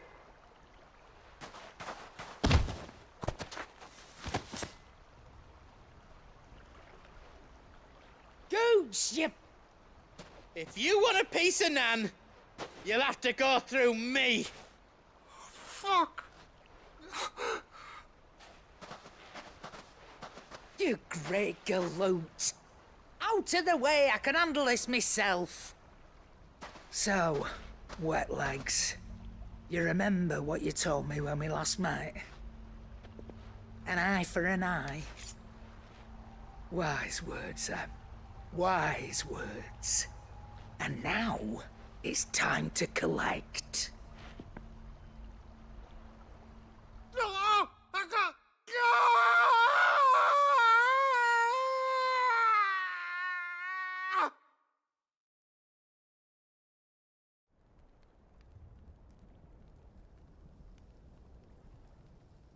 Sorry to keep you waiting. Is he... Dead? No. But I reckon he wishes he was. It isn't easy going through life one eye short of a pair.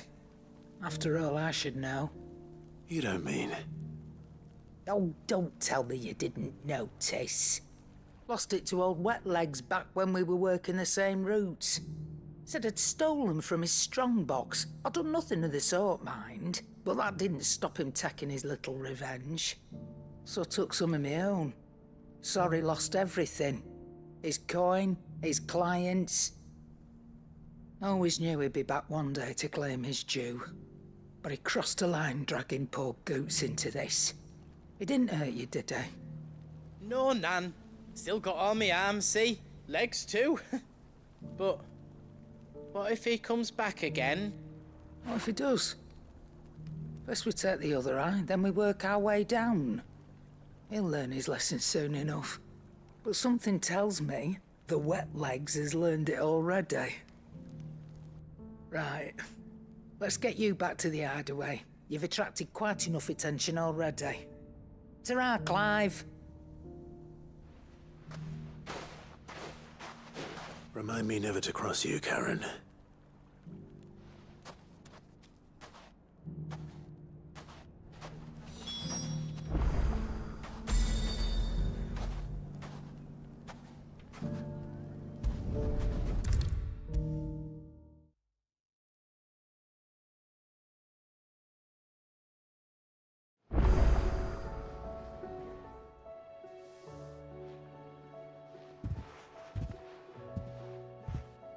Nothing like a dish of cold vengeance to foul the gut. I'm sorry, Nan. I didn't mean to make things worse. I just thought I had to protect you. Like you've protected me. Aye, well, someone had to. Your parents certainly didn't give a whit for your well-being. Reckon the both of us would be worse off if I'd not taken you on. You've always been me right eye, Goots. And I'd have you stay that way. So don't you dare go looking for trouble again. Well, I will. If you ever need help, I'll do it again and again, and you can't stop me. Why, you big lump. Fine. Play the hero if it makes you happy. Thanks, Nan. I won't let you down. There's nothing he wouldn't do for you. That's as maybe. But if he's ever to make his own way in life, he'll need to start looking out for himself as well. Till then, he'll need people to watch his back, just like you did in Dalamil. Don't think I didn't appreciate that. Of course. His family. Stop it. You make me one good eye, mister. I don't go thinking that'll do you any favours. A potion today'll cost you the same as it did yesterday.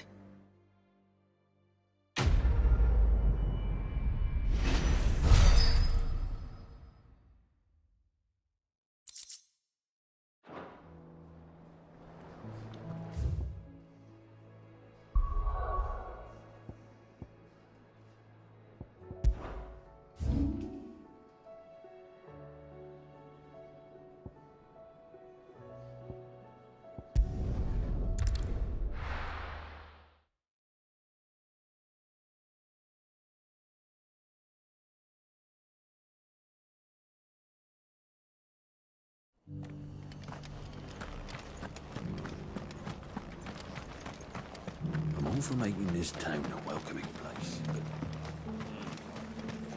but... How do?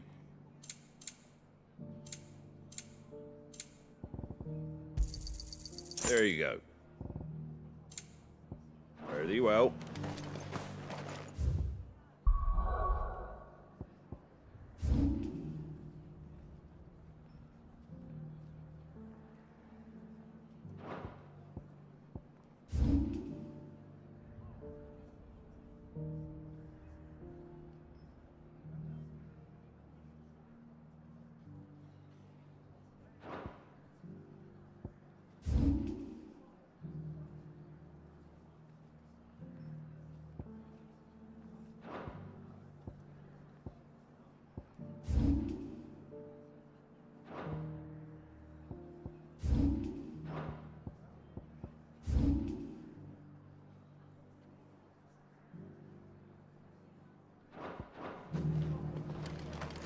Just because the heavens have gone to wreck and ruin, they don't mean we have to. Let's get this stone set.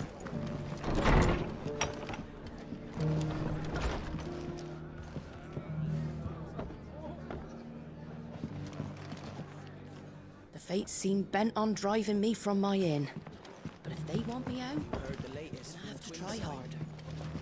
That the Empress is no more. Ever trust an owl bearing good news, I say.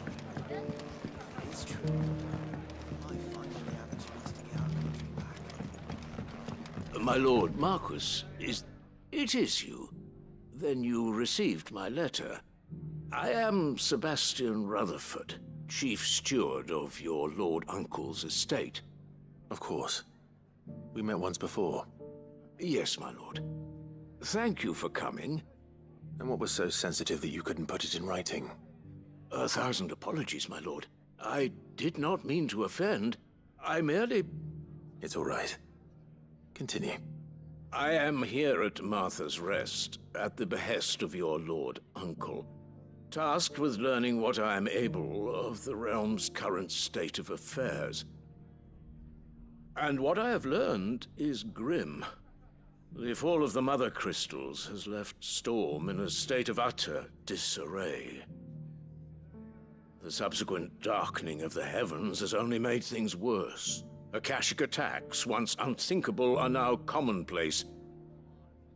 The gears of governance have ground to a halt, and without a steady hand on the tiller, the realm threatens to drift into utter chaos.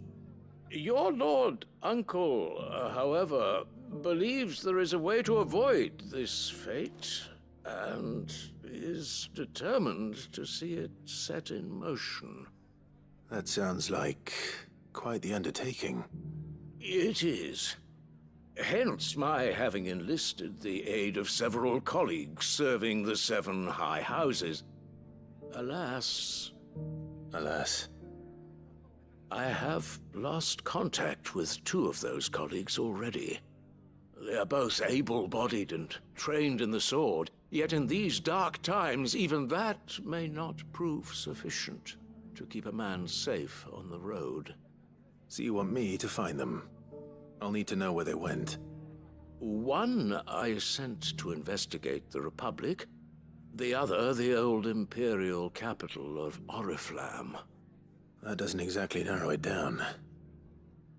I suppose I'll start in Dalimil and work my way east. Thank you, my lord. I shall pray for your success and safety.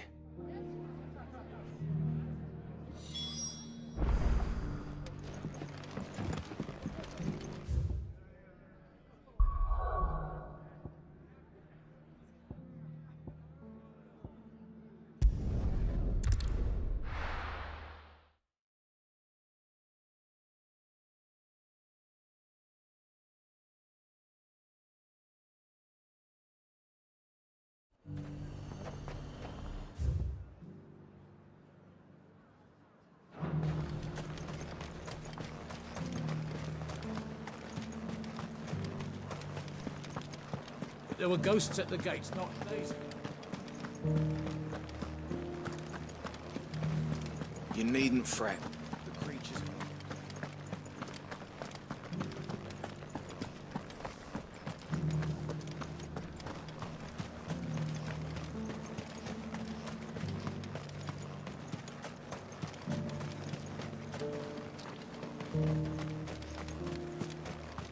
You heard the herald?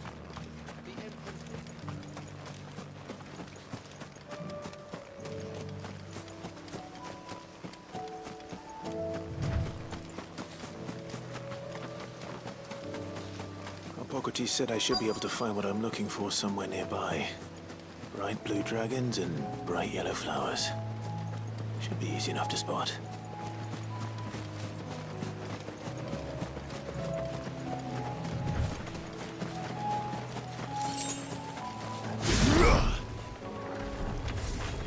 This must be our wyvern. All right. Let's get this over with.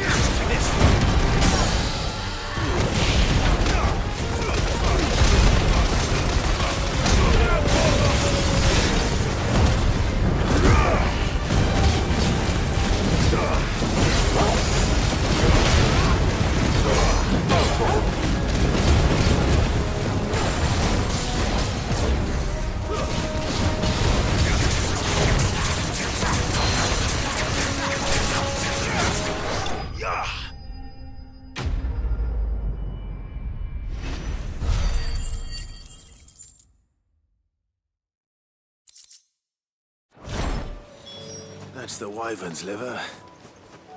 Now I just need to find the herbs. Bright yellow with a heady scent.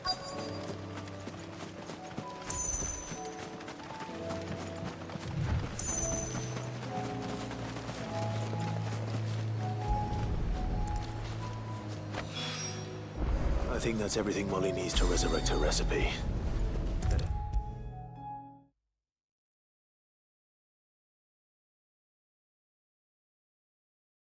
Seems the hideaway's lost its app. So, did you have that word with Tomes then? I did, and he was as helpful as ever. He told me exactly where to look, in fact.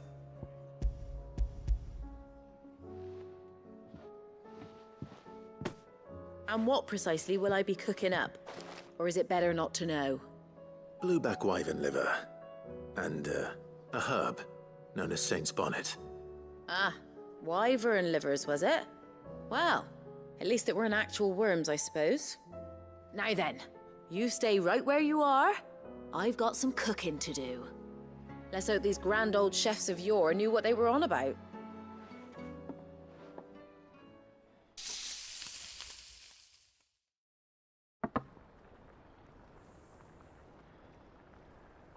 And here we have it. Fried mortress of skyworm. Ivan's offered to make sure it's fit for consumption. Well, I say offered. He as good as begged. And rightly so. Is there any higher honor than partaking in a slice of culinary history?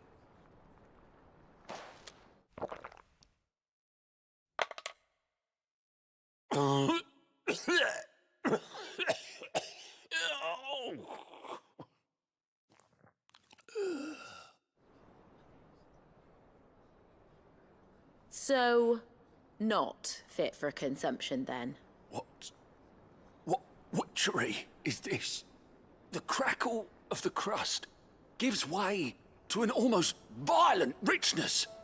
Yet, it is the piquant kiss of the saint's bonnet that tames this savage dish. It is a tour de force. A force of nature, even. A maelstrom of flavor and sensation. A graceful beast emerging from centuries of slumber. I think he likes it. Well, I can't quite tell with all that nonsense he's talking. But I reckon you might be right. It was decent then, I take it. Decent? It's remarkable. And I defy any man to say a word to the contrary. Sid, might I suggest that you command a party of your finest men and women to procure a dozen blueback wyverns forthwith? I'll give it some thought.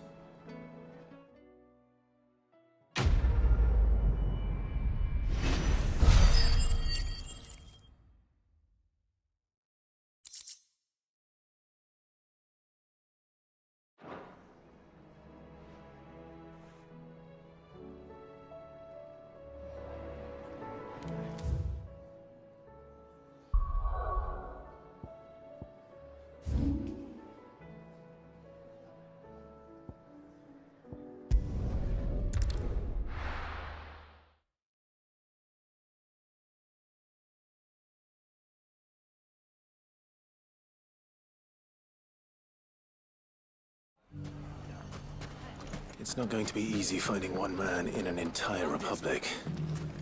Let's hope someone here's seen something. Mummy, are the bad men going to come back? The gentlemen of the town guard are strapping them up.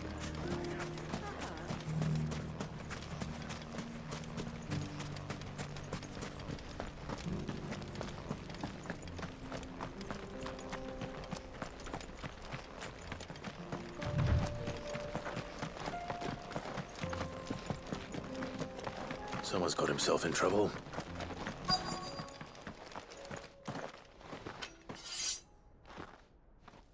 I don't see your master here, so you can start by giving us all the coppers in your purse. I already told you, I have nothing.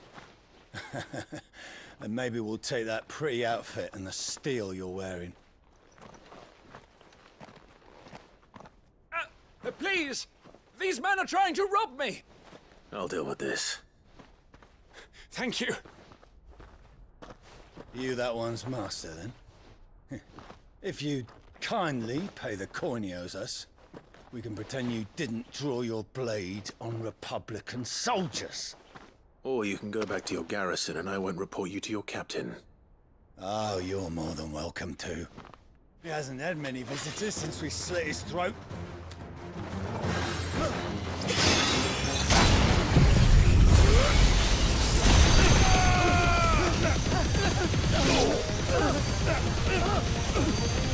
All yours, Torgal.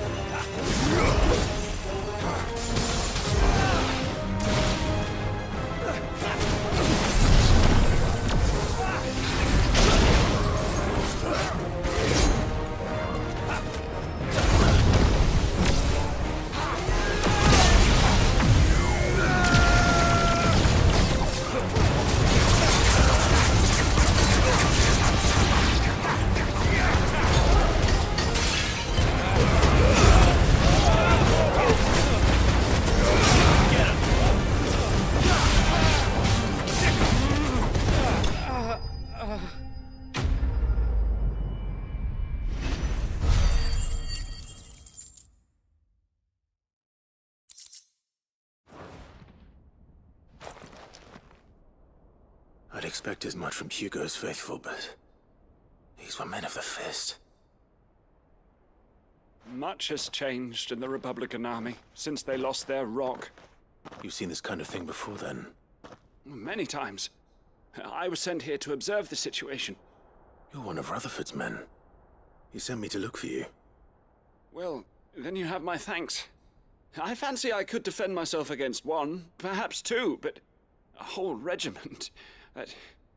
I arrived in Dalimil several days ago, but when I called upon the captain of the local garrison to make inquiries, his men confiscated my effects and locked me in a cell. The captain is no more, and his men make the rules now. Fortunately, I was able to bribe my way free, only to be stopped again by those soldiers you so kindly dispatched. What of the Fist's central command? Surely they wouldn't allow such lawlessness amongst their ranks. I would imagine they are unaware of it. Most of the army has fallen back to the capital and hunkered down behind her walls. Those who weren't recalled now rule the fringes unchecked, answering to no one but themselves. Then it's worse than we imagined. You should return to Rosaria. It's not safe here. I'll find a caravan heading north. You won't mind if I borrow one of these soldiers' coin purses?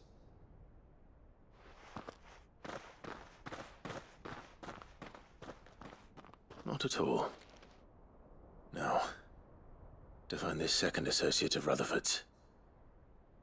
If he was bound for Oriflamme, I'll start at Northreach and see if I can pick up his trail.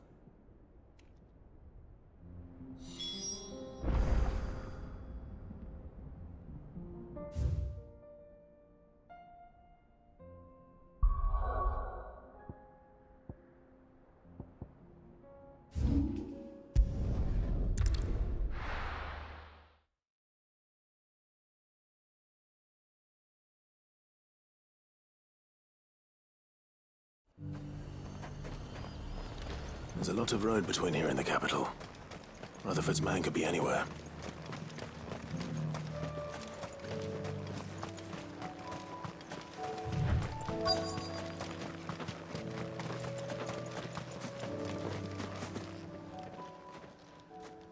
What happened here?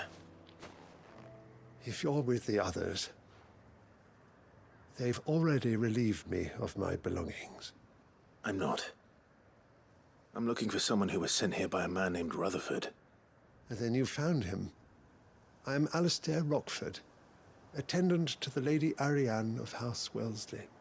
Of the 7 high houses of Rosaria. It's been a long time since last I saw my great-aunt. Is she well?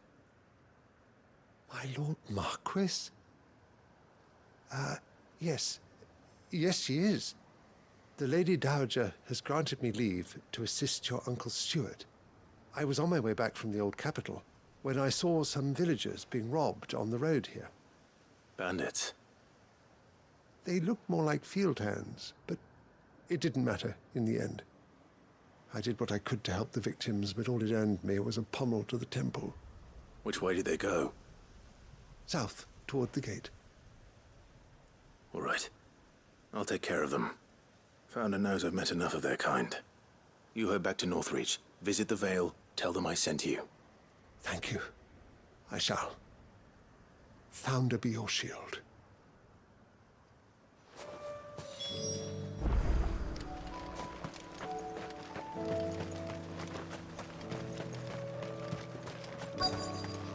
They just couldn't resist, could they?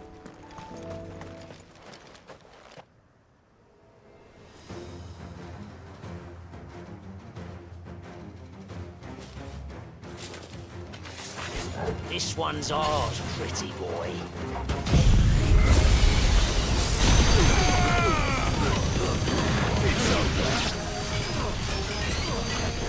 All yours, Torgal. Let's try.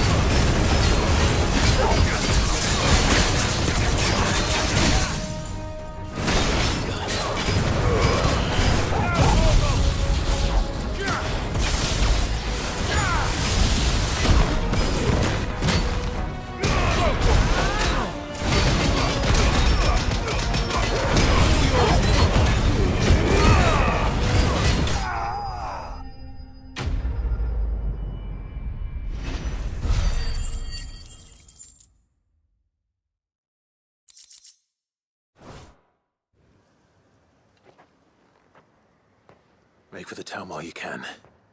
There may be more bandits nearby. You don't need to tell me twice. Many thanks, traveler. This looks to be all of them. I thought I told you to make for the Vale. And stand by as ill might befall the heir to the ducal throne. It's just Clive, and I'm fine. Which is more than can be said for you. I will survive. Strange that the garrison wouldn't intervene in such a brazen attack so close to their gates. The garrison have their hands full inside the city. Some days they don't even send out patrols. There are few hands left to work the fields, and even fewer to transport the grain. The market stalls are nearly bare, and the price for what remains is exorbitant. It's not uncommon to see a fight break out over a crust of bread. When I said the ones who attacked me didn't have the look of bandits, I meant it. They were probably just desperate. Rockford, listen to me. If you are to continue your investigation, you first need to seek the attention of a healer. Of course. I shall return to Northreach right away. But allow me to thank you first. Had you not happened along, Don't thank me. Thank Rutherford. It was he who sent me. I suppose he'll be wondering where I've got to. I shall send a Bastolus as soon as I'm able. Good day.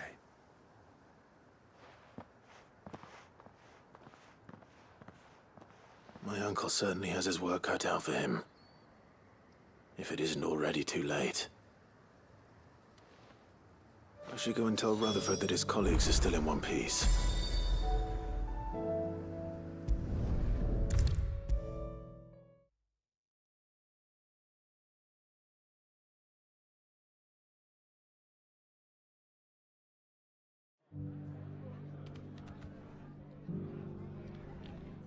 I see you're still here. The Rest's location affords a constant flow of traders, and with it, a constant flow of information. Speaking of which, I received word from both my associates. They have resumed their investigations, thanks to you. I only happened to be in the right place at the right time. They both seem to think the realm's prospects rather grim. I am afraid that grim would be putting it lightly. Storm is in crisis, and if we are to free her, we must work quickly. And we must work together. Such is your Lord Uncle's wish. As it is mine.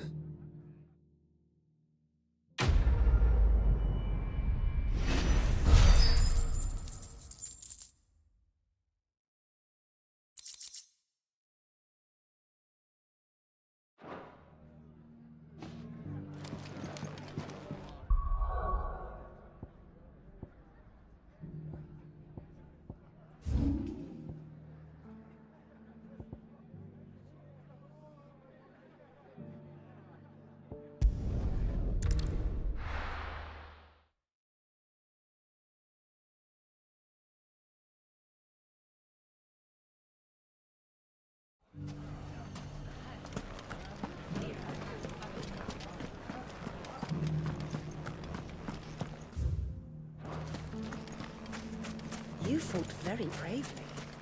The safety of the town is in our hands.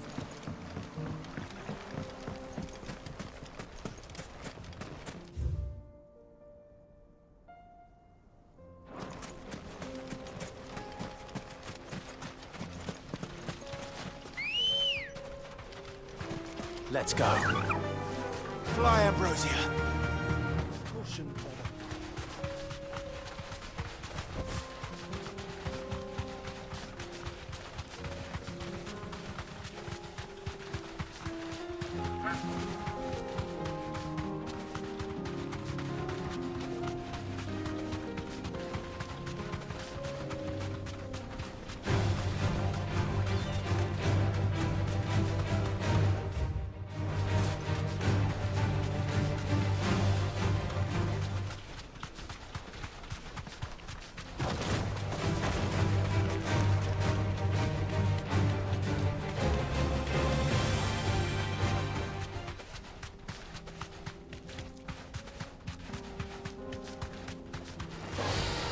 Mistakes.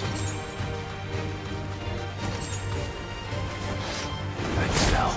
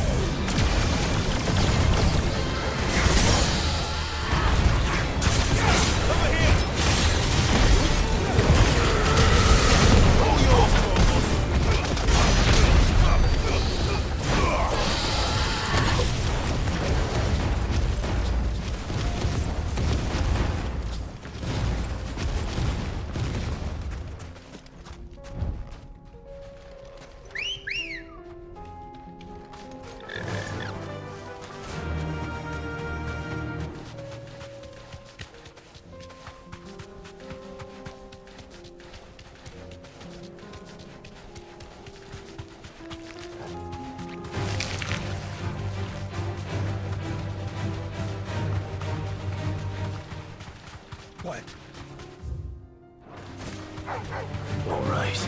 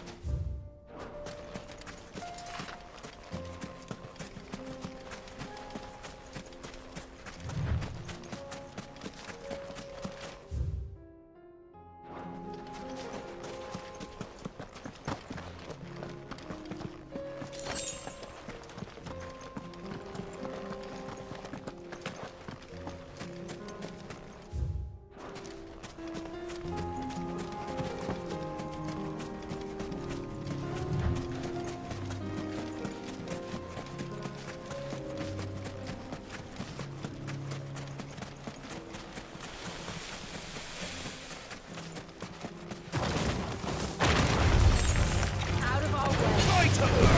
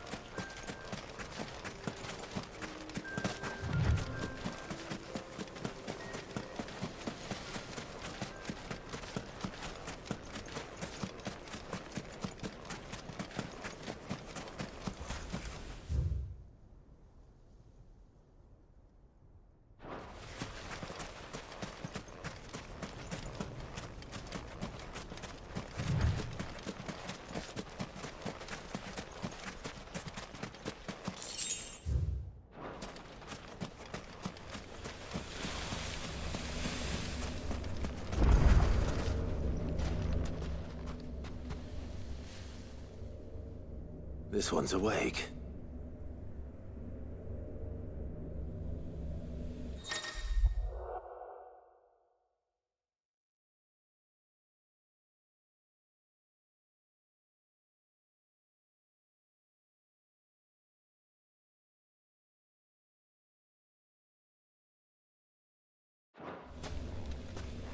Let's see what's inside.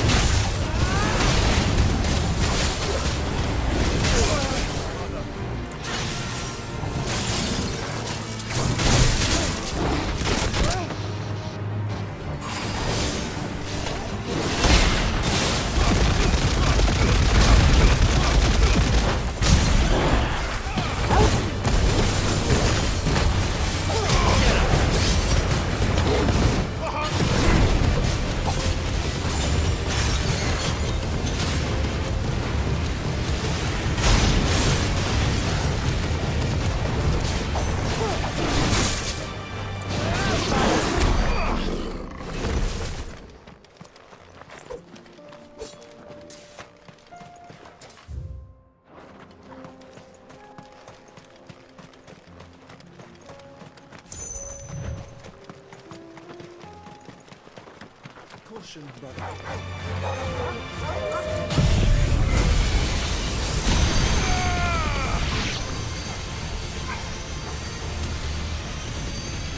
Now, Torgal!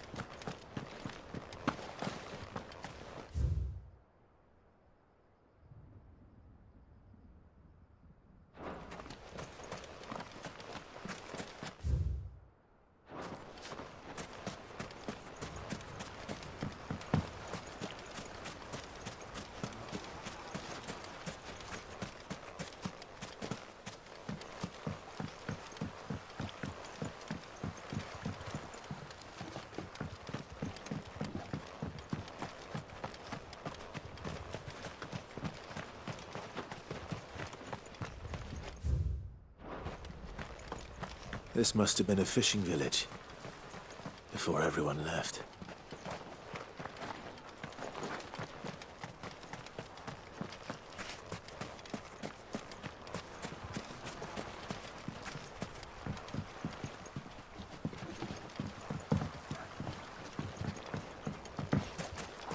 Have care.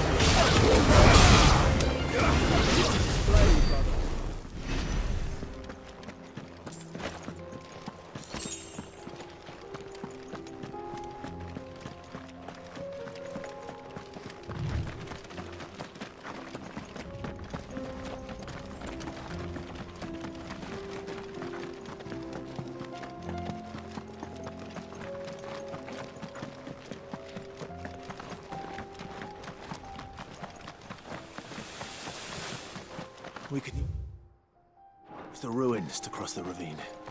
Assuming they would allow it. The echoes have a will of their own.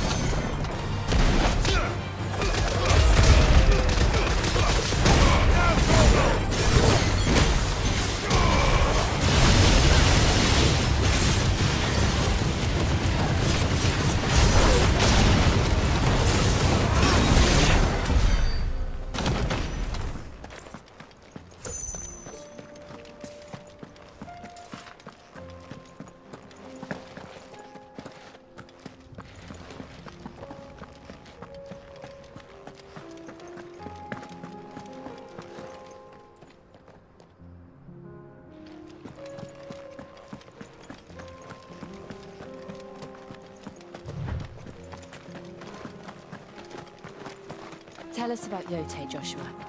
She's strong-willed, loyal, and deadly with a blade. Much like Clive, but with better manners.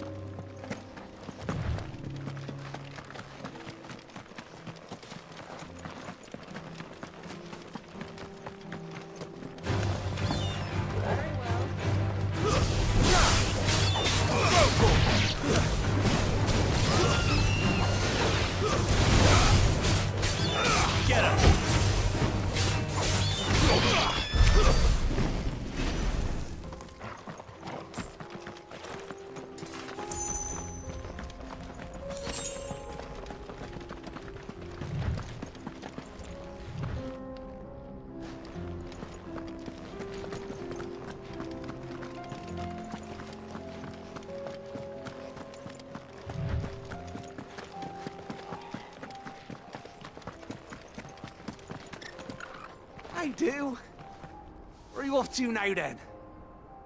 Bound for the Free Cities, perhaps? Oh, no need to say if you'd rather not. We all have our reasons. Ain't exactly feeling like sharing with strangers myself at the mo. Truth be told, do with a bit of inspiration. Don't know which way to turn anymore.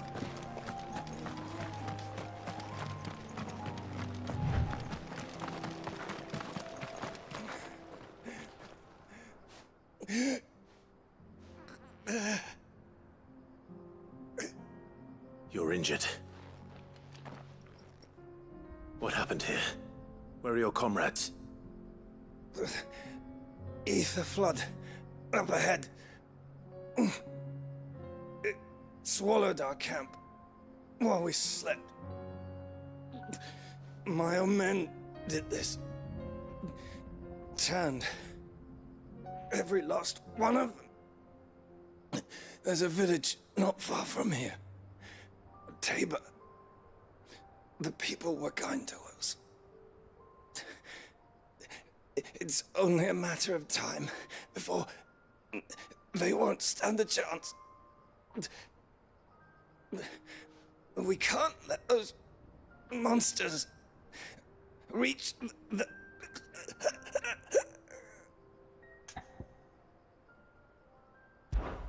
I'll go. You catch your breath. Thank you. Our encampment is up ahead. Just off the track. They must not reach Tabor. Forgive me, Lord Kuka. Rest well, soldier.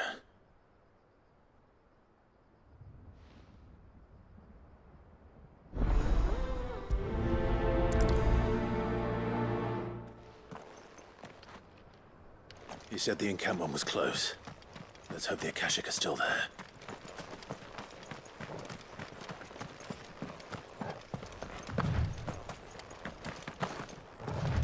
Another ether flood. They're everywhere now. We can't go round it. Then we'll just have to be careful.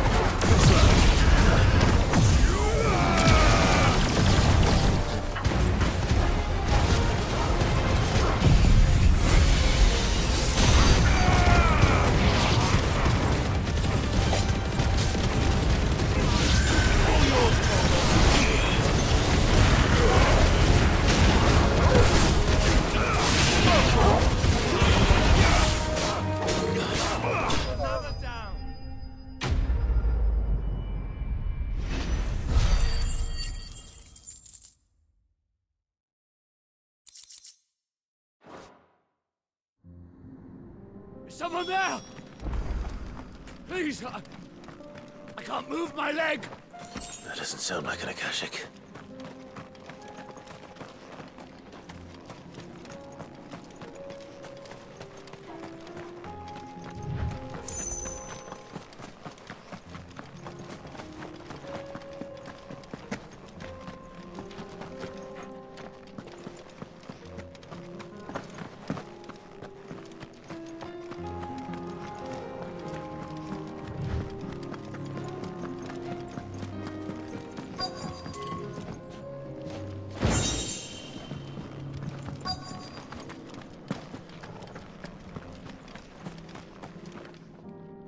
You're with the battalion? I am. I heard the fighting. Are the others? Taken care of. One of your brothers in arms told me what happened and asked for help. Another survivor? Where is he? Tell me. His wounds were too deep.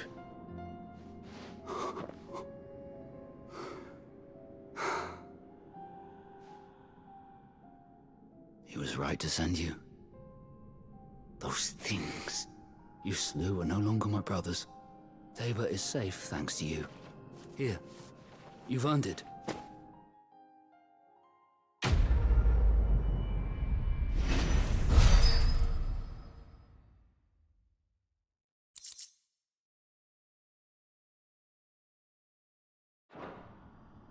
You seem familiar. Have we met? You must have me confused with someone else. Wait. That scar. Son of a whore. You're Sid. I was there, in Cosnis, when you killed my brothers. I was there in Rosalith, when you killed my commander! My war with Hugo Kupka is over. I bear no ill will toward those who followed him. And what of my ill will? Coward! Draw your steel. Lord Kupka shall be avenged!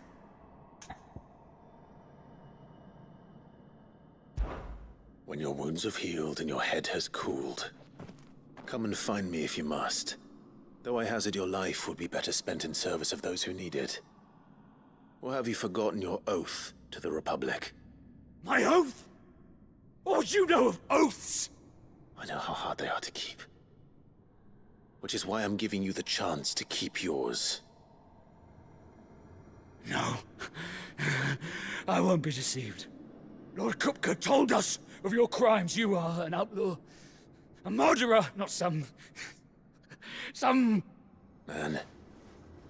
Like you or anyone else. I am nothing like you.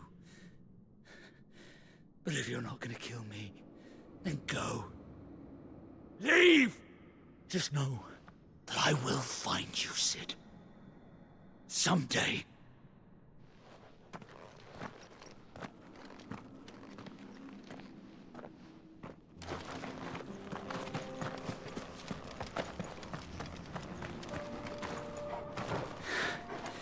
You will regret.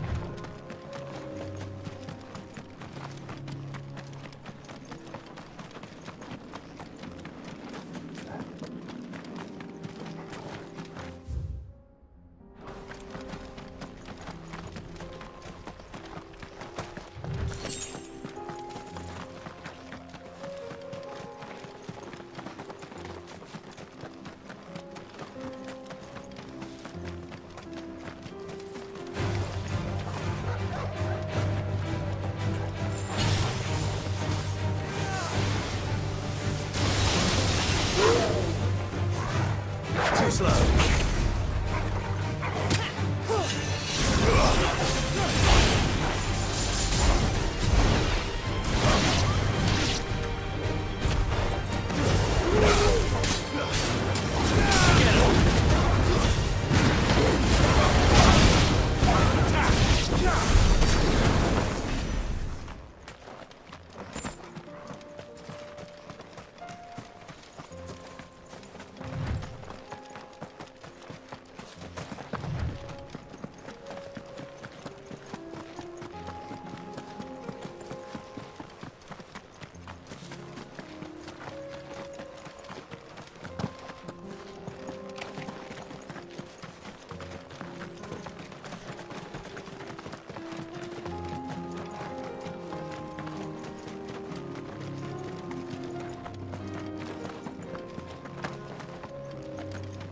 We're nearly there.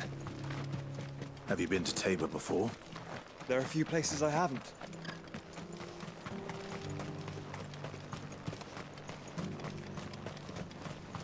Where now, Joshua? There is a residence just inside the city gates. She awaits us within. Are you buying or selling? A fine choice. Come again.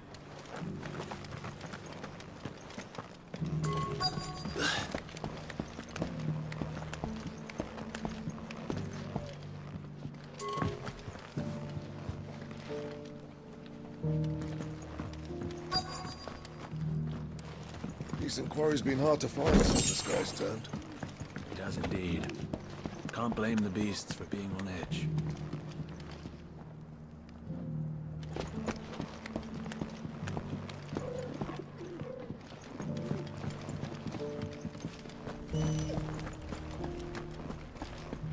Thank you for the deal, Ed, mister. Mummy made a pottage from it. Sounds delicious. Have you noticed the elder has been coughing less? Not a scratch on them.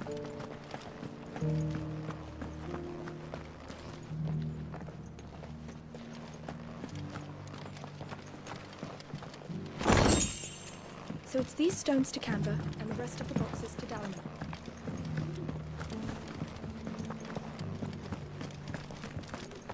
Why won't the sky go back to how it was?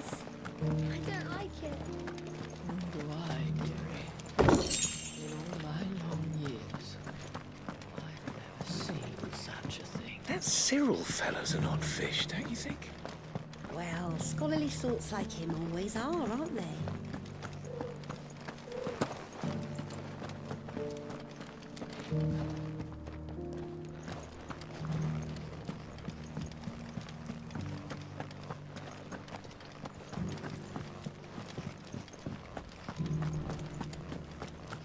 How are those new boots treating you? They're fantastic. Soft as phoenix down, but tough as boiled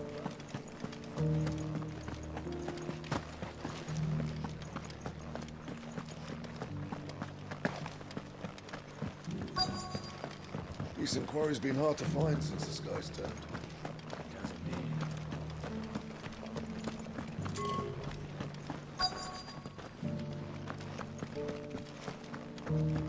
Here's the scraps you were after. Thanks. Can't do without leather.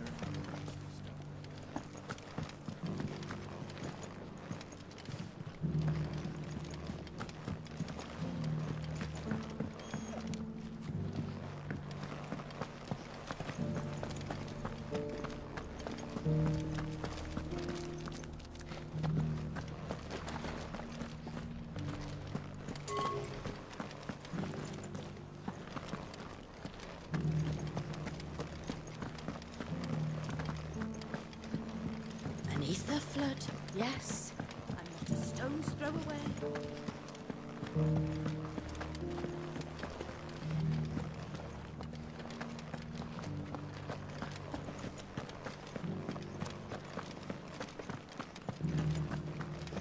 Careful how you pack that leather.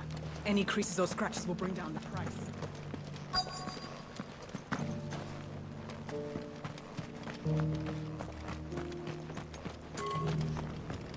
I feel like I've fleshed 100 skins today. Stay focused, William. One slip, that's scraping 100 hard work.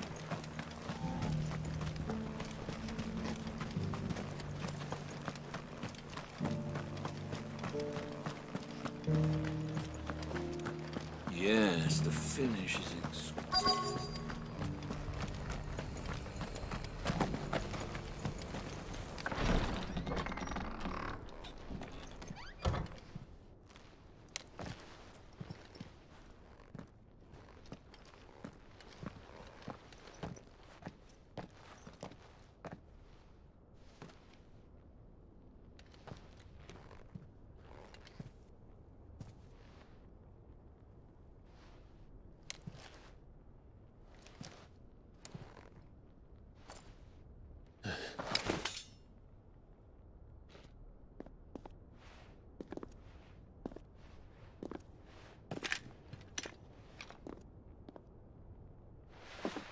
My Lord Marquis, it is an honor. I am Yote, Knight of the Undying, charged with the protection of His Grace Joshua Rosfield, Keeper of the Flame of the Phoenix. Of course. It all makes sense now. Would you care to elaborate? The Undying are loyal servants to the ducal throne. Or more specifically, to its heir. They have served our family for generations, albeit from the shadows. Since their inception, they have been tasked with the preservation and enactment of the rites of ancestral communion. After the events at Phoenix Gate, it was the Undying who delivered me to safety. And since the day I left Rosaria, Yote has been my constant companion and protector. Without her sword, I would not have survived my journey across the realm. Rise, Lady Yote.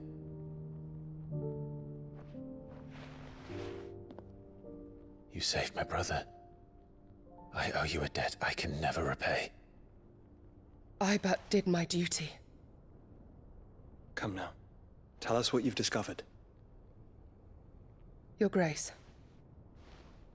It is as you feared. The vessel we spied off the coast of the Crystalline Dominion on the night of her fall. It was the Einherjar. Beyond any doubt. The Black Galleon. Joshua. The Einherjar is the Royalists' flagship. What business would they have in the Dominion? Upon learning of Waloed's involvement in recent events at Drake's Fang, I sensed the malign influence of Ultima, and bid Yote and the Undying look into the matter.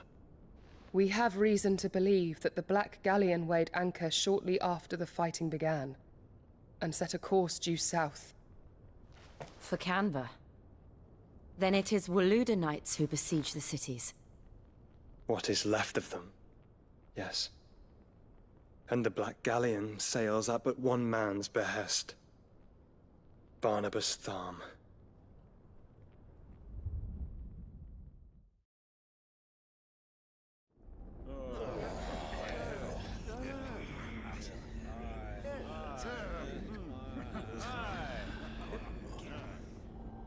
But are we truly safe here in the Agora?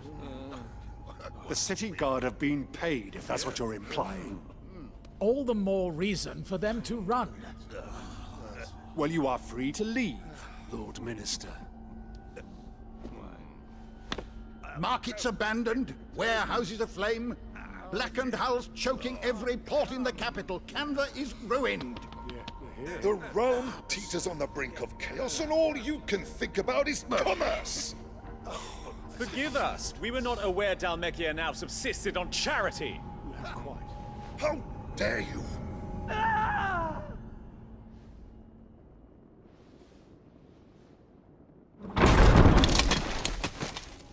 Distinguished members of the Council, you must forgive His Majesty this intrusion.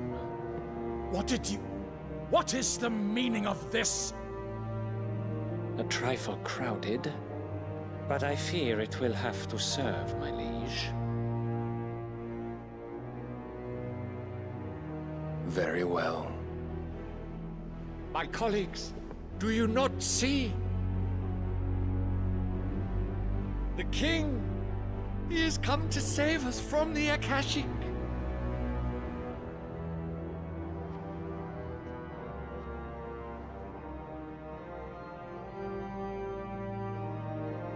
He is a gift from the heavens, divine intervention, our very salvation. And of course, if it is compensation he requires, we would be most willing to negotiate a fair price for services rendered. Fools! Your ignorance unbecomes you. Your Majesty, correct me if I'm wrong, but I would swear that the fiends washing the cobbles of Canva with the blood of her citizens wear the colors of Waloed. Ha! So you do not deny it. Guards, fetter them, and see our guests to the dungeons!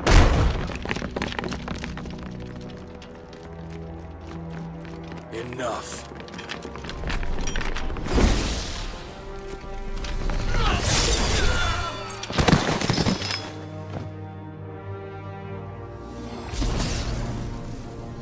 Pathetic creatures.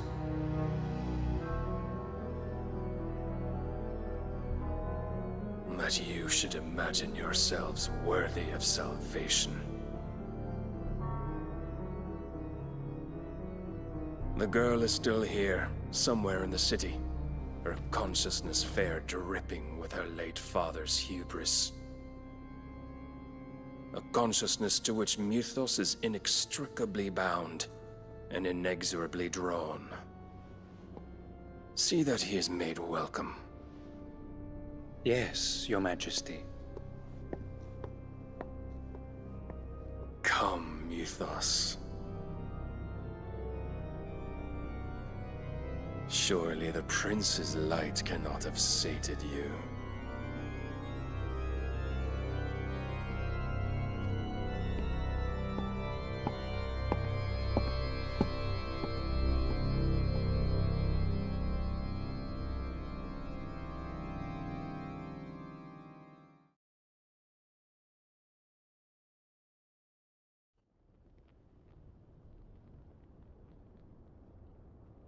So then, how long has Waloed been under Ultima's control? How long indeed? Based on what we know of Barnabas's actions, I would guess some few years, mayhap more. But to what end? What does Ultima want? The tapestry. Show them.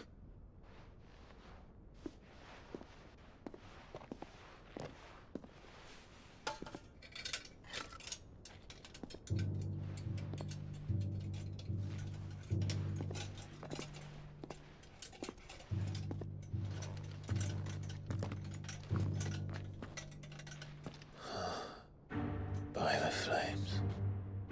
Phoenix Gate, Drake's Breath, and now here. But what is it? It is old, ancient, even. Naught remains of the faith it represents, save what can be gleaned from the image itself. None could tell me what the one in the apothecary meant, even the Undying. But I believe it may be the key to discerning Ultima's purpose. That figure in the center, the one beneath whom the icons congregate, that I believe to be Ultima. He is a god, or at least godlike, his very existence beyond our ken. The icons, and by extension their dominants, are meant to be his subjects, and while some, like Barnabas, have accepted this role, others have rejected it. Like you, Clive, which is rather inconvenient, as it appears he needs you most of all. And gods don't like to be disobeyed. No, I don't suppose they do. Clive, may I tell Yote of the lake? By all means. Yote, I will be accompanying my brother to the Free Cities. Whilst we are afield, I would have you watch over those Clive has made his wards. Omielos delan tuisag ilith. Though well concealed, the hideaway lacks trained fighters to defend its occupants should they be discovered. But it is my duty to... As it has ever been my brother's duty, remember. If that is your wish, Your Grace. But please be safe. If aught were to befall you, You have my word.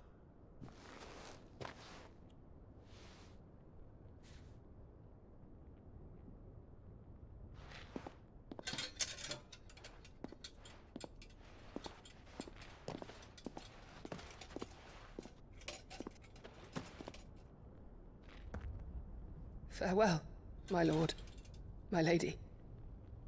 We are in your debt, Yote.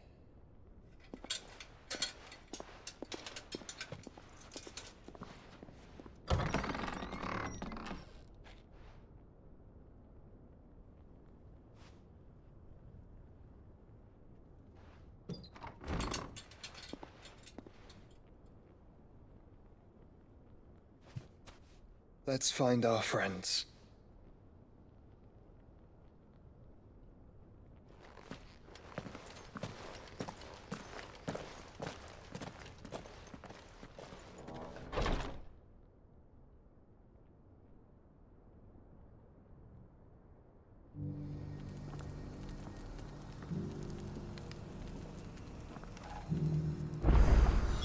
It's plain she cares for you very deeply.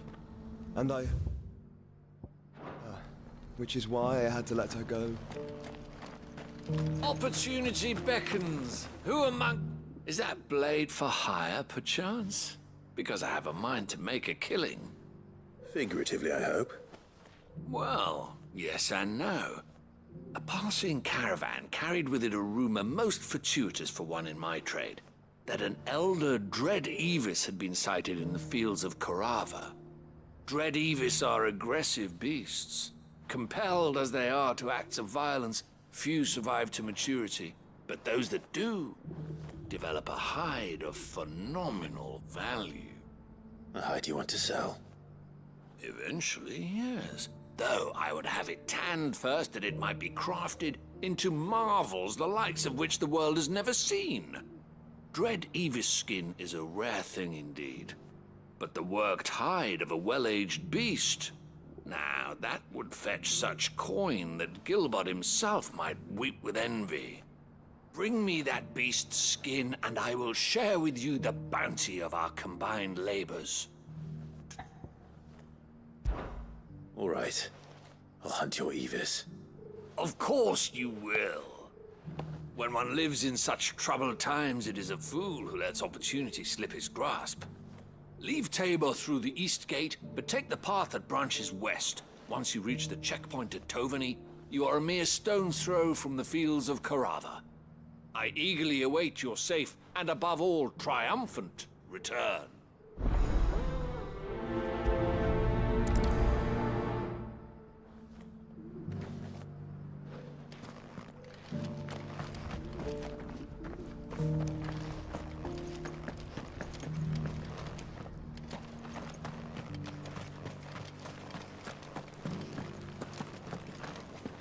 Careful how you pack that leather.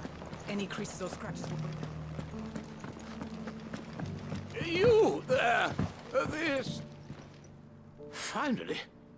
No one was paying me the slightest heed. Is something wrong?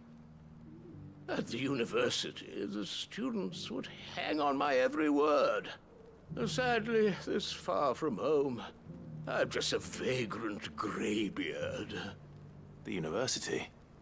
You're a scholar. A specialist in ancient cultures. The most accomplished in all Valisthea, some have said.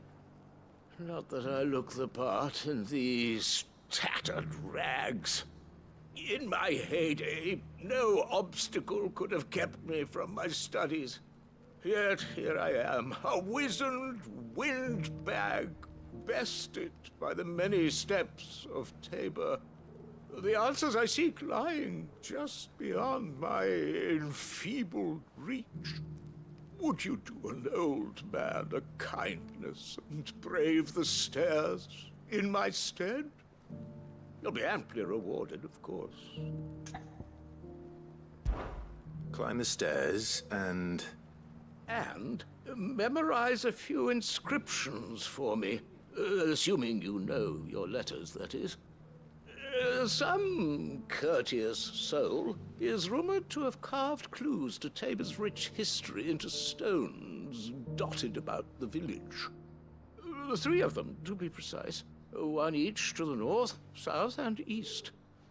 I'm here in the hope that those carvings might shed light on a riddle I've been pondering for some time. Namely, the otherwise undocumented origins of Tabor's unique people. People quite unlike those of neighboring lands. I can't promise I'll remember everything perfectly. Remember what you can. I'll piece together the rest.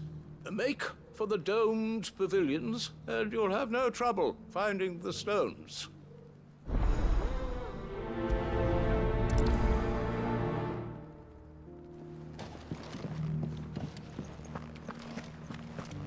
How are those new boots treated to you? They're fantastic. Soft as phoenix down, but tough as boiled bone.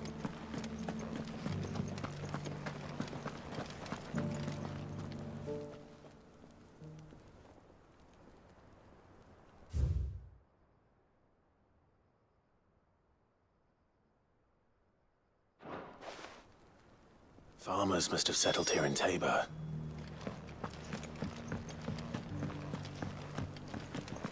Decent quarry's been hard to find since the sky's turned.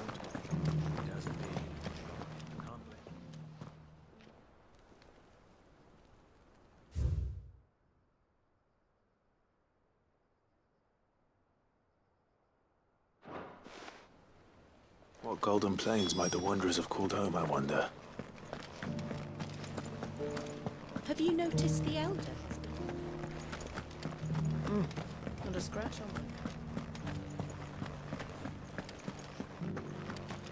So it's these stones to Canva, and the rest of the boxes to Dallam.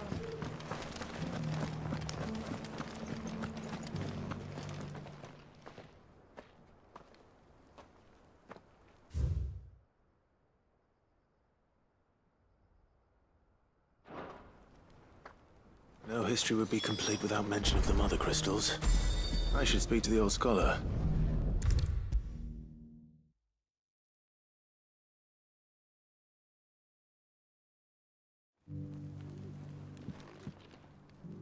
The engravings were in good repair, considering their age. Oh, would that I could have seen them for myself. Come, don't tease me now. What did you learn of this place and its people? Let's start with the engraving to the south, shall we? What did it say?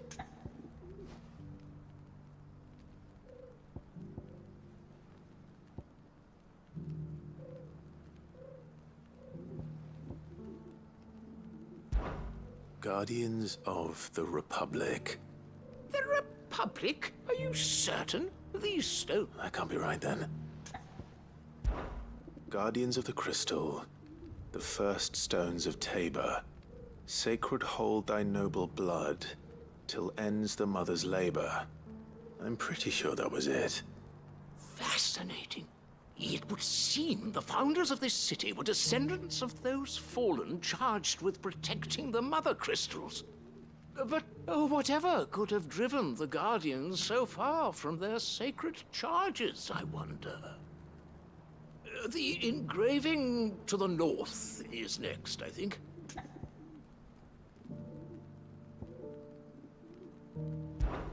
Wanderers of the Golden Plains, lay your roots in stone. With pride recall thy noble past, and make these rocks a home. Or, I think that was it, at least. No doubt you're right. There are vestiges of nomadic customs in Tabor its guardian roots could never account for. This is proving most enlightening. Now, for the final stone. Children of the Hunters, now sworn to serve the sun. Sun worship? I could have sworn it was something like...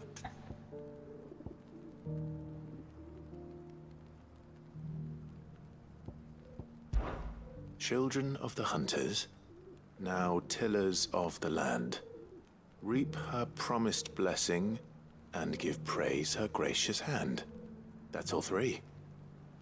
And so, we add primitive farmers to Tabor's founding peoples, the final piece of the puzzle. 3 engravings, one for each of the 3 peoples to have settled Tabor in ancient times. Guardians of the Mother Crystal, wanderers from across the plains, and last but certainly not least, hunters turned farmers.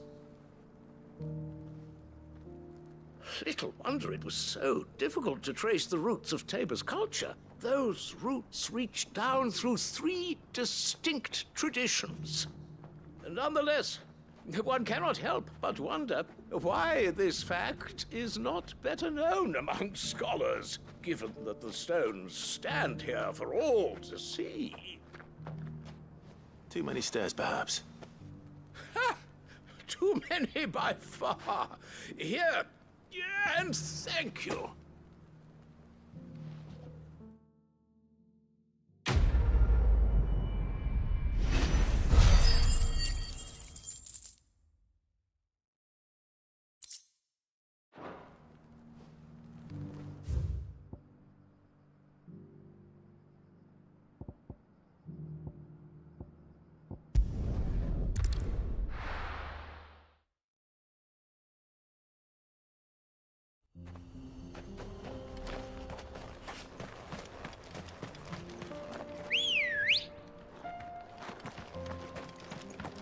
Ready, go?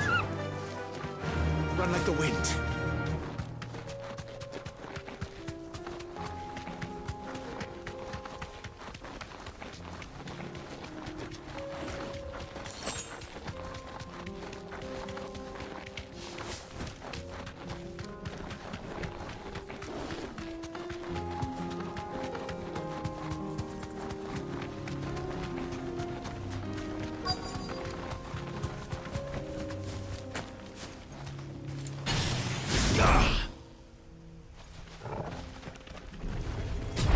Old he may be, but it looks like there's still plenty of fight in him yet. Let's try.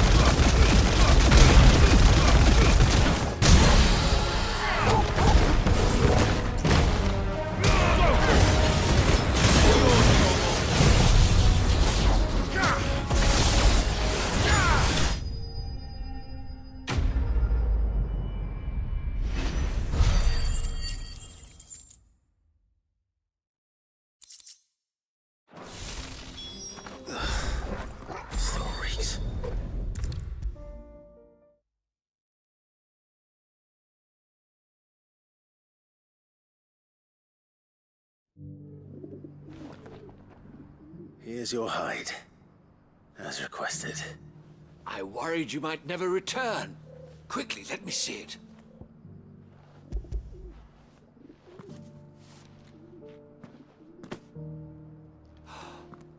Oh, as supple as a maiden's cheek, yet as adamant as her virtue.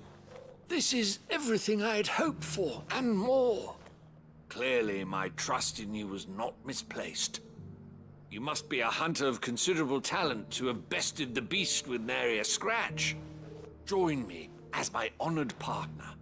With my means and your might, we shall be as wealthy as the merchant kings of Zemeckis. I don't plan on making a habit of this. I'm busy enough as it is. Very well. Though I believe fate had a hand in our meeting, it would be unbecoming of me to beg. Do not allow me to keep you from being about your business. Here, for the hide.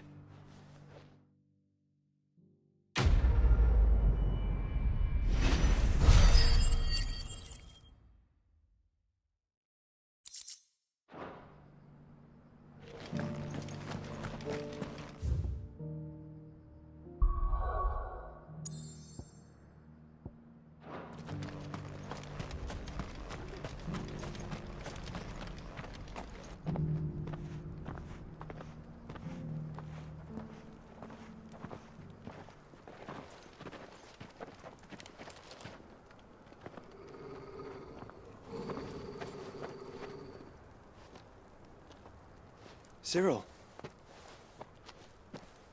How fares the search? Well, Your Grace, my report shall be with you ere long.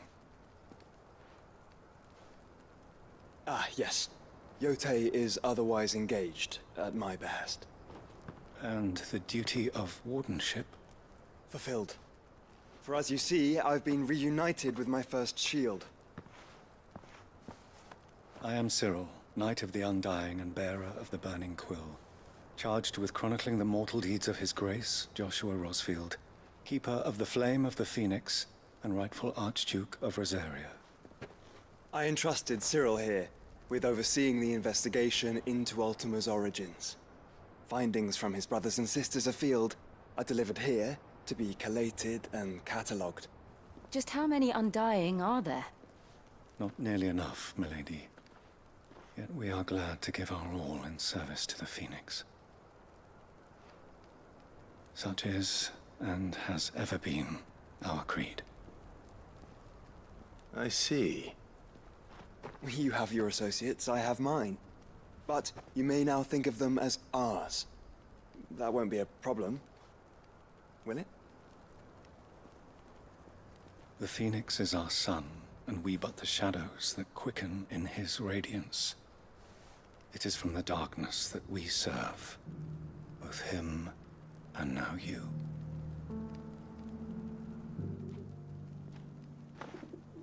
Pray accept this token.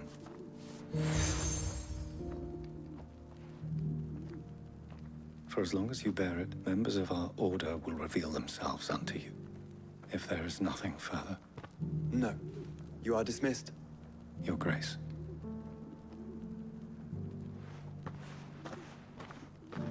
To Canva, then. We'll talk about this later. Cyril seemed very, You certainly keep strange bedfellows, Joshua.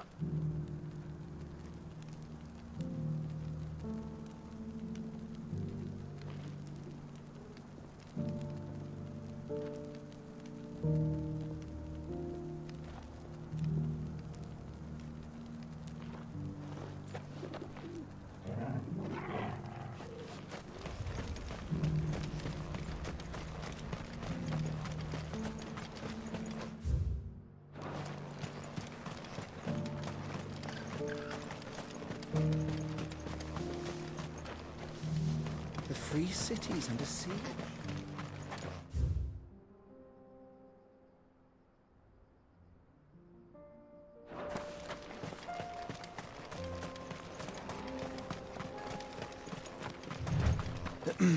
Are you sure this is the right way, bro?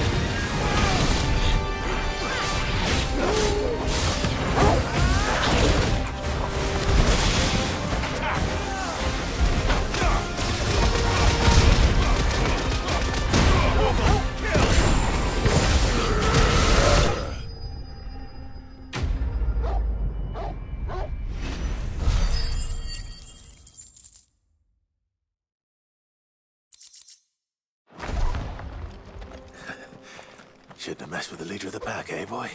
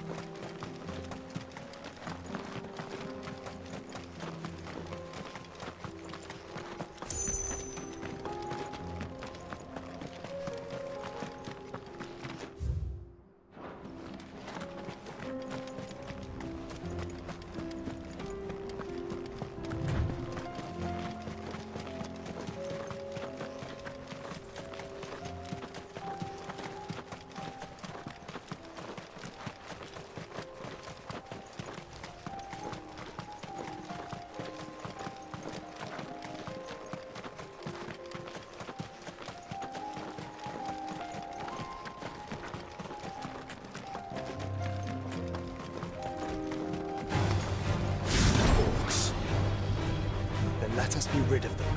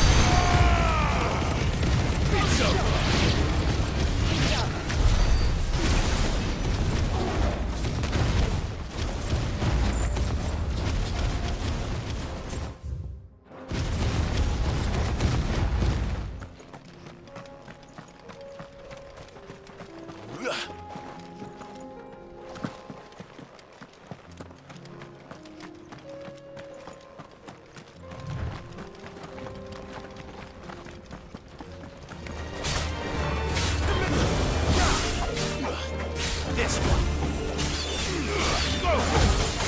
You're finished!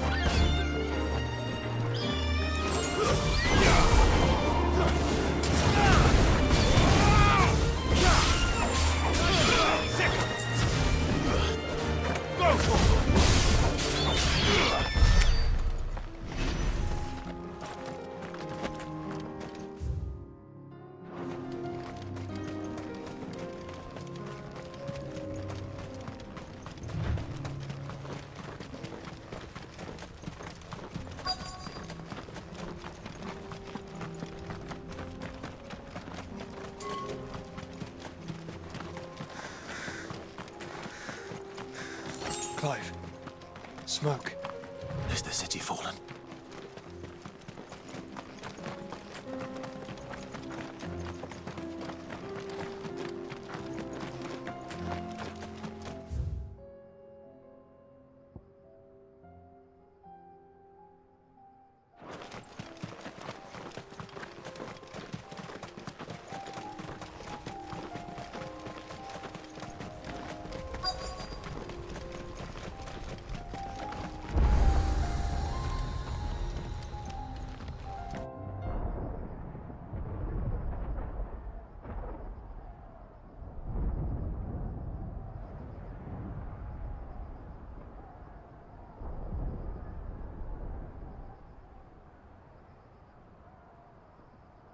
The free men are still holding their own, then.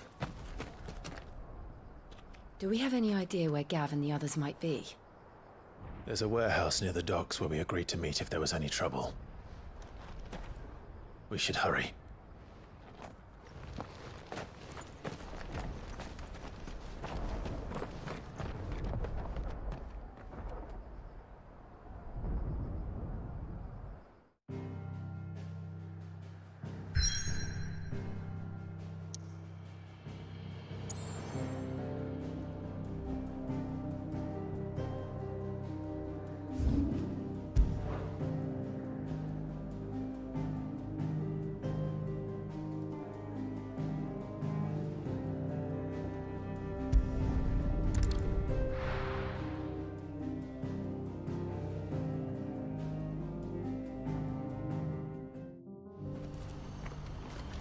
What's happened?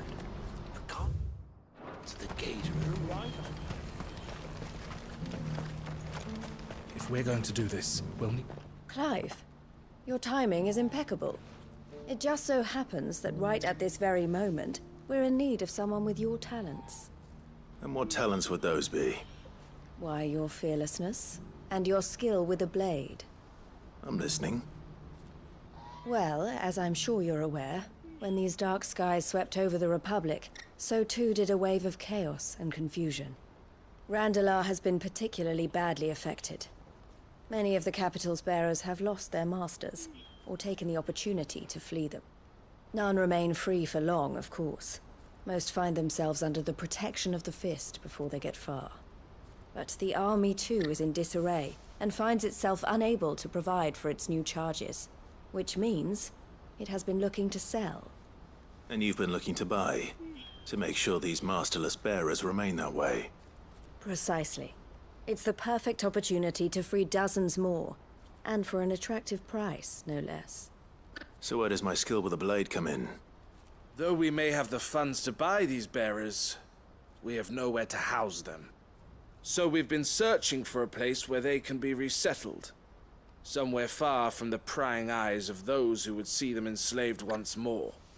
And we believe we have found one. Cashlock. A small hamlet hidden in a canyon. The place was abandoned a long time ago, but when the men moved out, the beasts moved in. And so we seek the aid of a fearless swordsman to encourage them to look elsewhere. You'll help, won't you?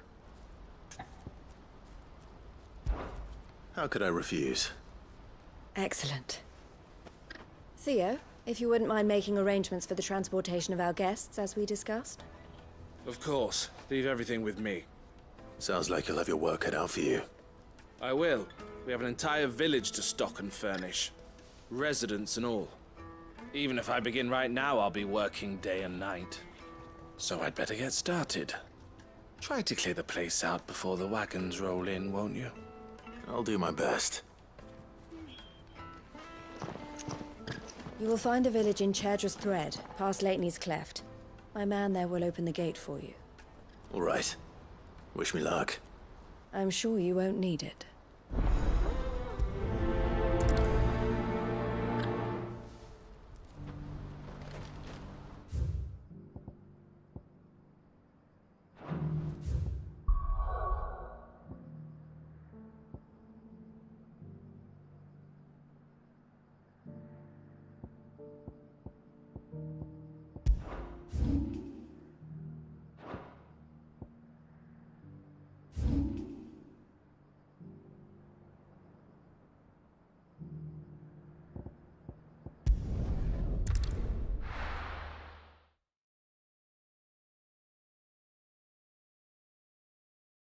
I'll be taking you all to a storehouse in the Bales.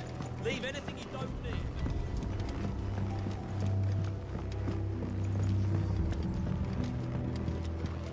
You know what you have to do.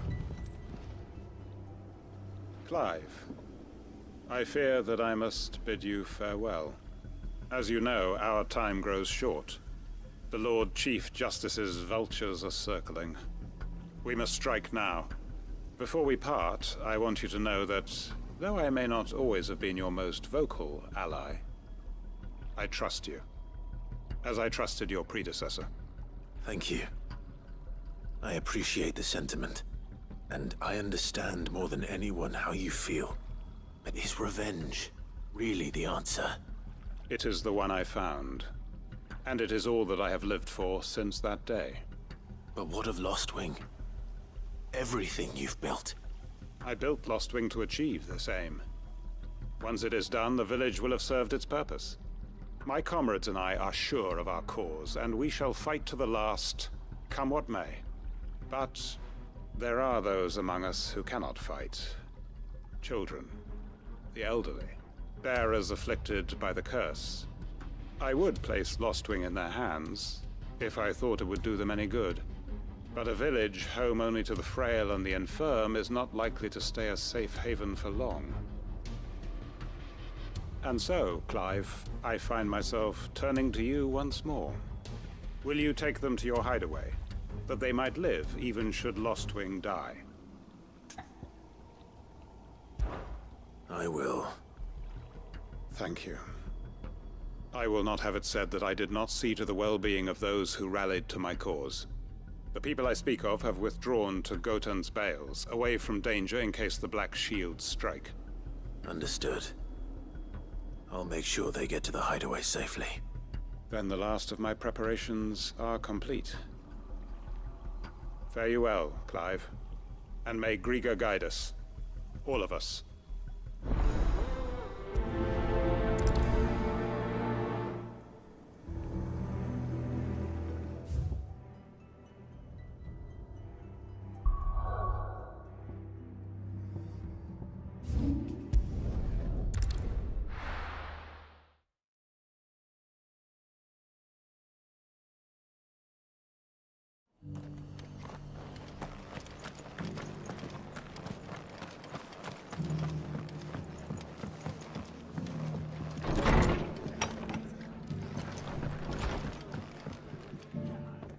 Clive, just the man I was hoping to see.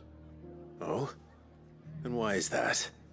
You remember how some of Sir Wade's guardians took up residence here after the Akashic attacked? Well, now the rest have come to join him.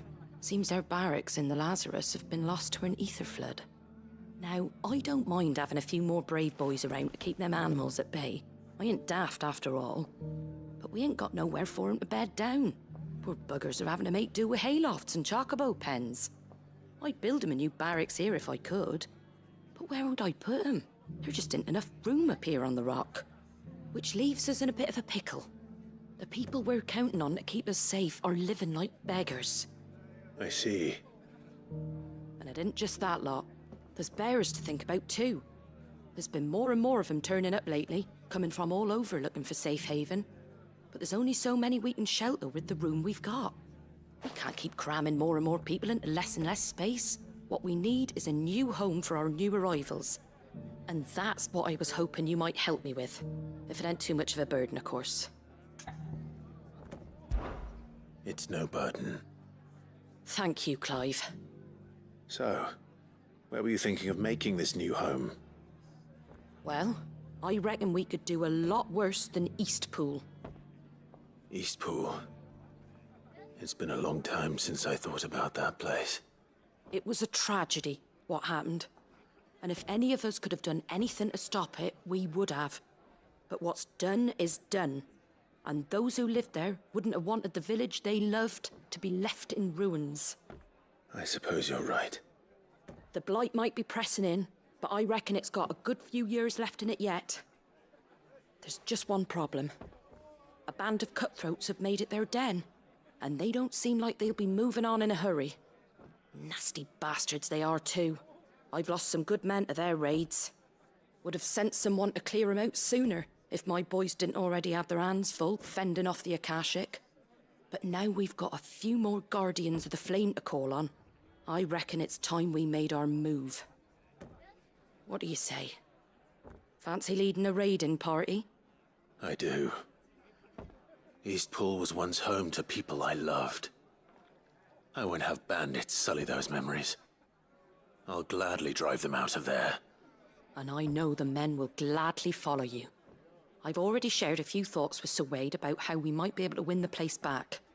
And I dare say he's got some ideas of his own too. Why don't you go and talk to him? Of course.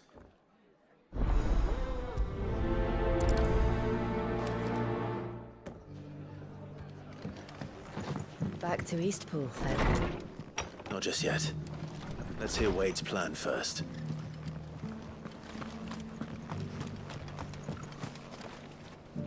So Wade, it's good to see you well.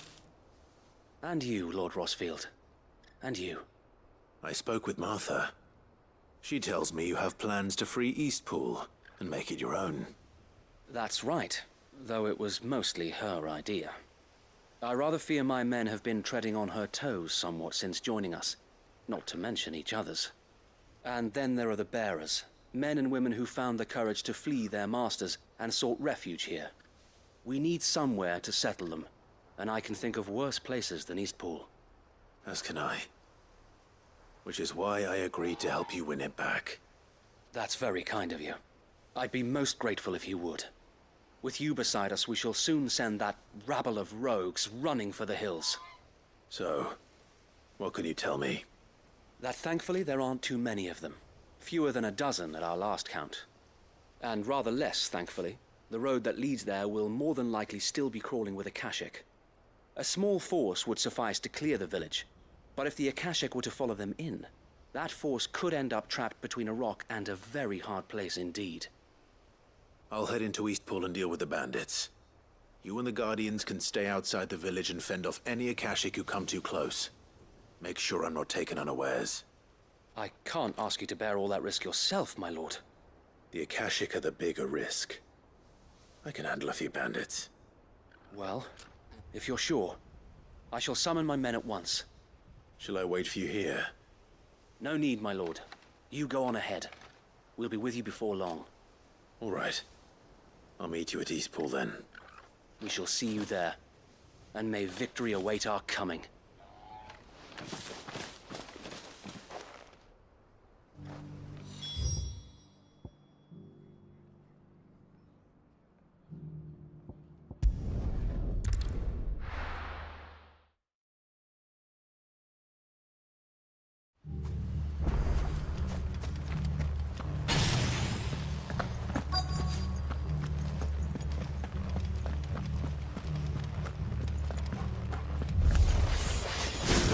You! Kill them!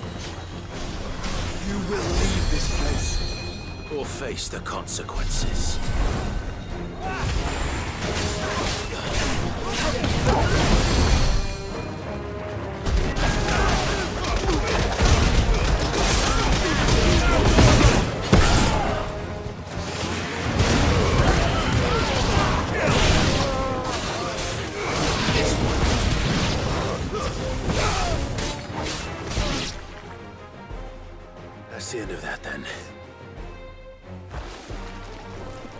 maybe not.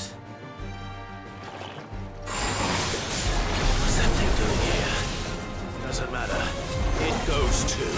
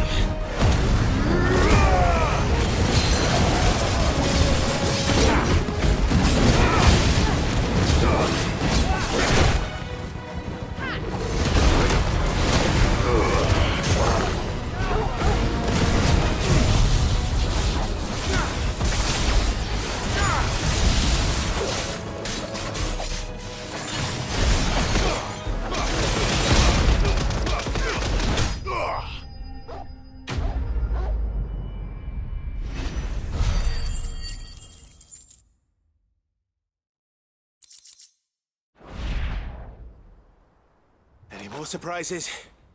I'll take that as a no. Bravo. A magnificent display, my lord. You were watching? I thought you were keeping an eye out for a Akashic. We were. Put down more than a few on the road, then arrived just in time to see you slay that... whatever it was. Let's hope it was the last of its kind. Though I expect you and the Guardians will be up to the challenge should another appear. I would hope so, my lord. Your men will be bringing the bearers who'll be living here, I assume. It might be best to send word for them to come right away, before any other unsavory characters move in. Of course. I'll send orders for them to depart immediately. Leave it with me, my lord.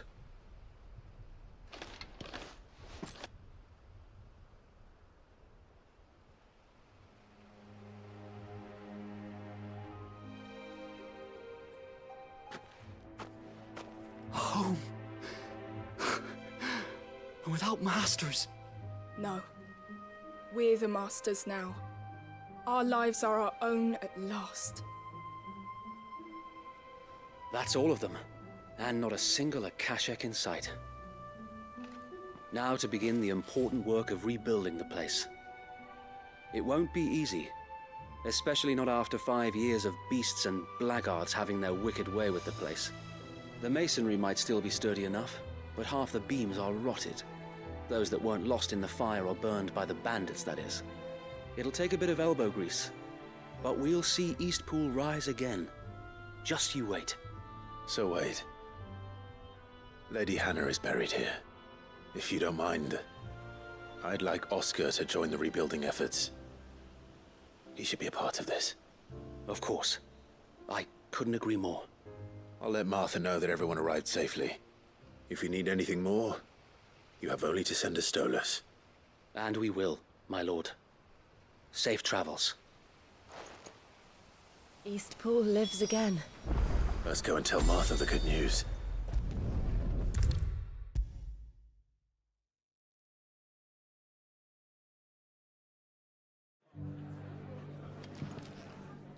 Ah, there you are. All went well then. Sir Wade told me you got rid of the bandits while his lot kept an eye out. Nicely done. And what's all this about some shape-shifting nightmare showing up? On second thoughts, don't tell me. It'll only give me nightmares of me own. What matters is you did it. And now we can build our new village. I suppose it will be. What will you call it? What else? Eastpool. Sir Wade said it best. There's plenty bad happened to that place, but that don't undo the good that happened there. No need to throw the baby out with the bathwater. Did Wade say that? Well, something along those lines. Anyway, the poor souls might have made it to Eastpool, but their work ain't done yet. So the way I see it, neither is mine. If it's food or lumber or strong backs they need, the rest is ready to provide it. Thank you, Martha. No, thank you. You didn't have to help us. I wanted to.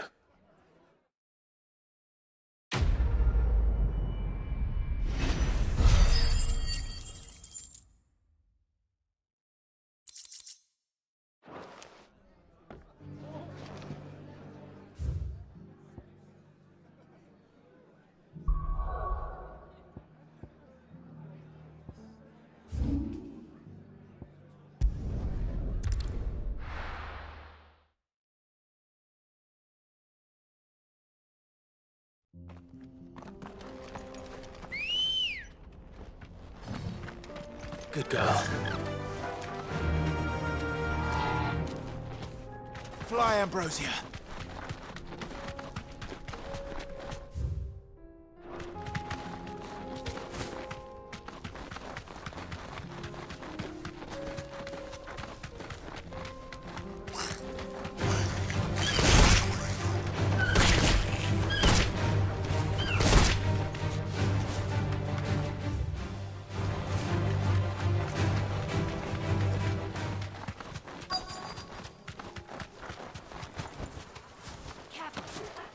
This must have been a nice place once.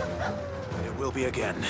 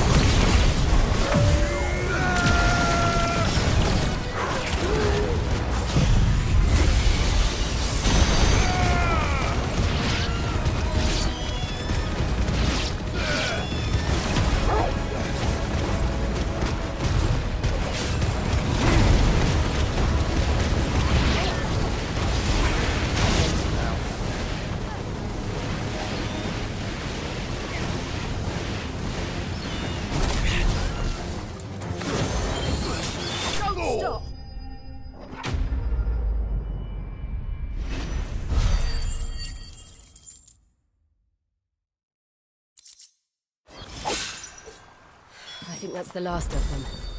I think you're right.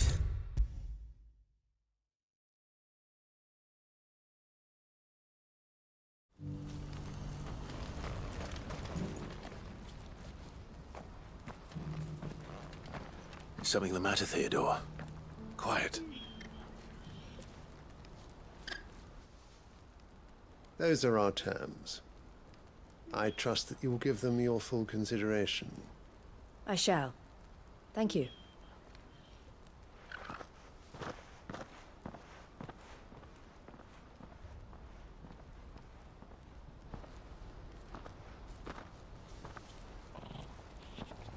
Him again. Someone you know? Yes. And, no. But enough about him.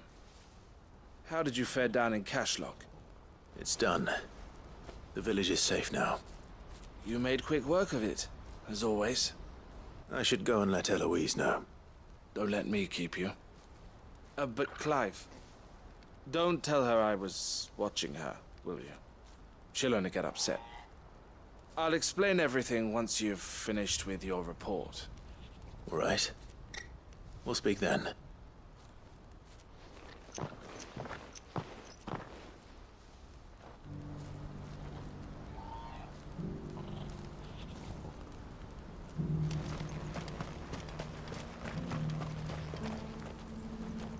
Eloise, I just got back from Cashlock.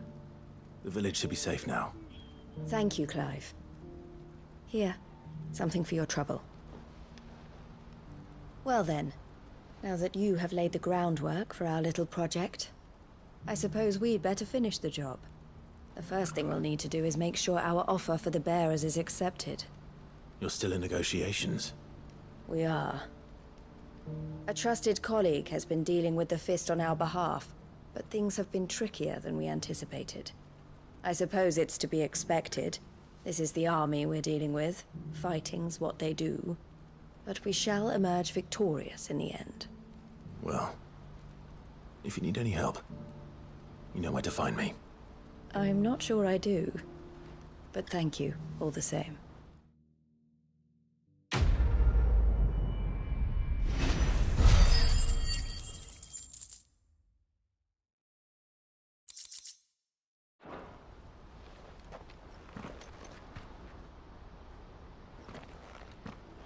Ah, Clive. You wanted to talk? The man I was watching earlier, the one speaking to my sister. He represents the Silver Peak Consortium. It's one of the bigger trading houses.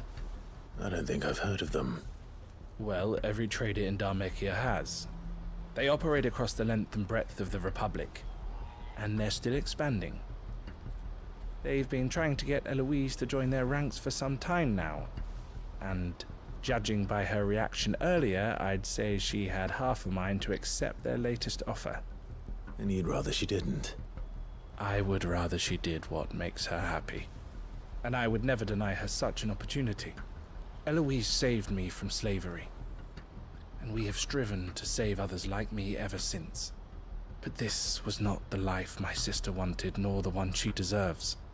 I won't let her give up on her dreams again for my sake. She freed me from my bonds, and she must be freed from hers in turn. You're a good man, Theo.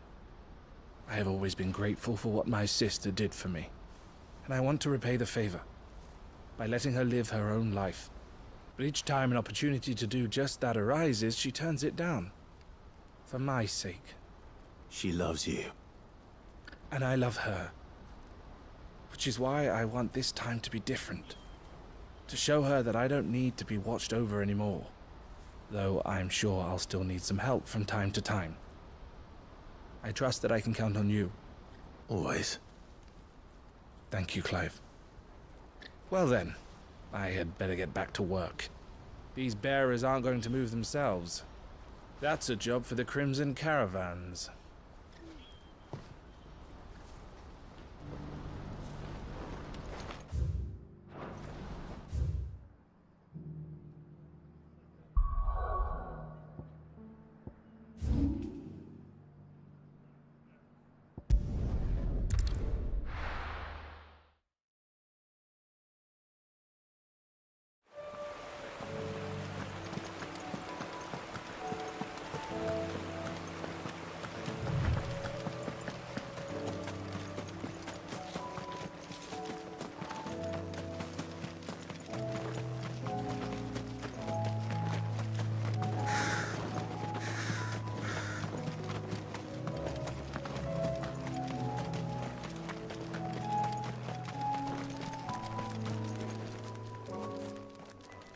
Everyone, Quinton has asked that you come with me.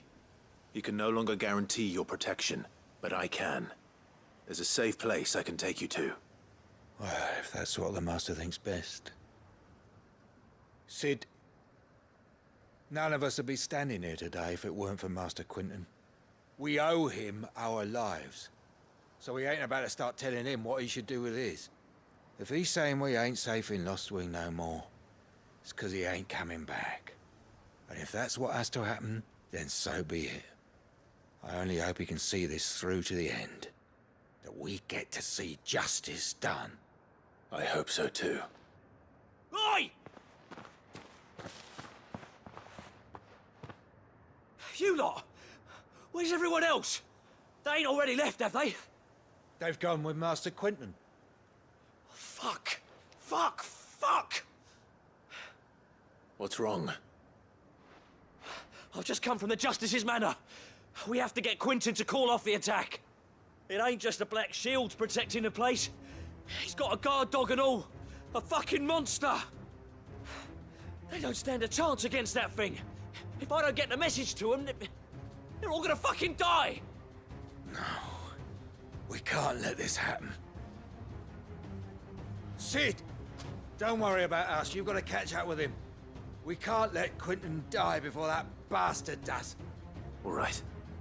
I'll do what I can. Where is this manor? It's way over to the east, through the woods. Heavenhall, he calls it. Promise us, Sid. Promise us you'll do what you can.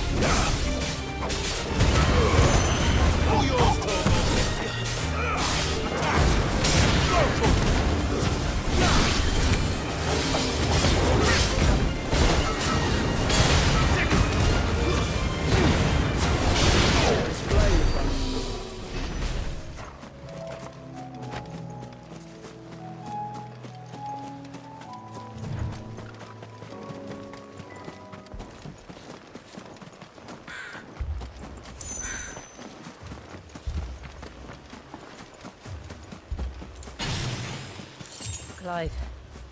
Look. No. Don't tell me we're too late.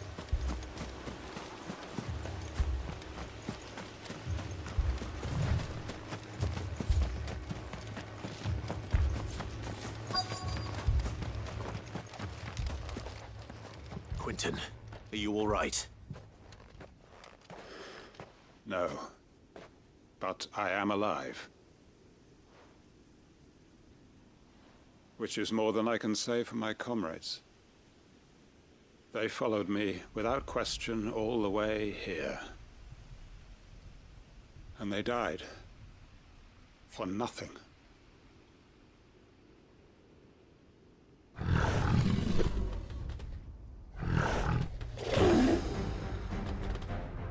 This must be the guard dog. Quentin. I'll hold it off. You go. But... your comrades didn't die for nothing.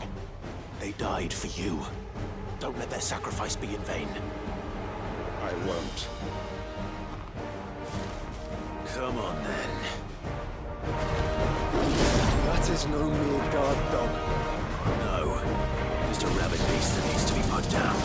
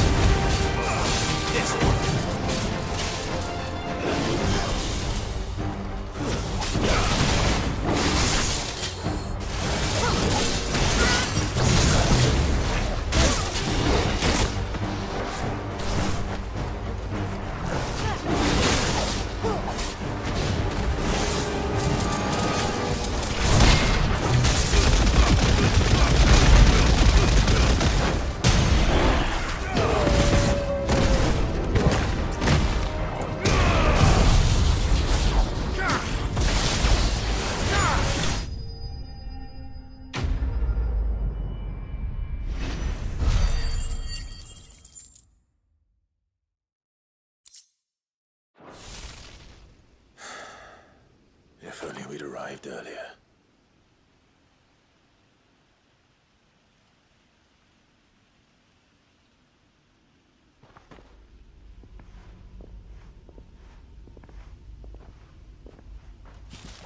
Is it over? It is. He wept and begged for mercy. And I cut him from ear to ear. Just as I dreamed of doing all these years. All my plans. Building a haven in Lostwing. Freeing bearers from their chains and recruiting them to my cause. It was all for this. But what is this? Justice? My faithful comrades. All those lives lost. So that I might take another. Quentin. Master Quentin! Oh, thank Grieger you're safe. You're alive. And so are you. I'm so sorry. I tried to warn you about that thing. And I hate to say it, but there's more bad news. It's Lostwing. It's been flooded. What?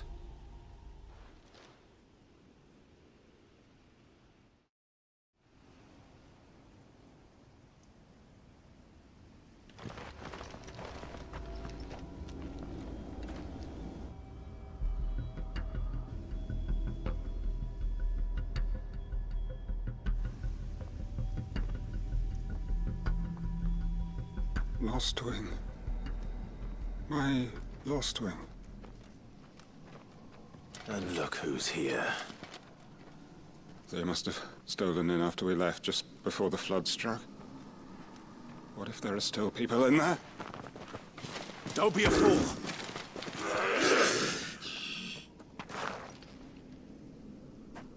Damn it.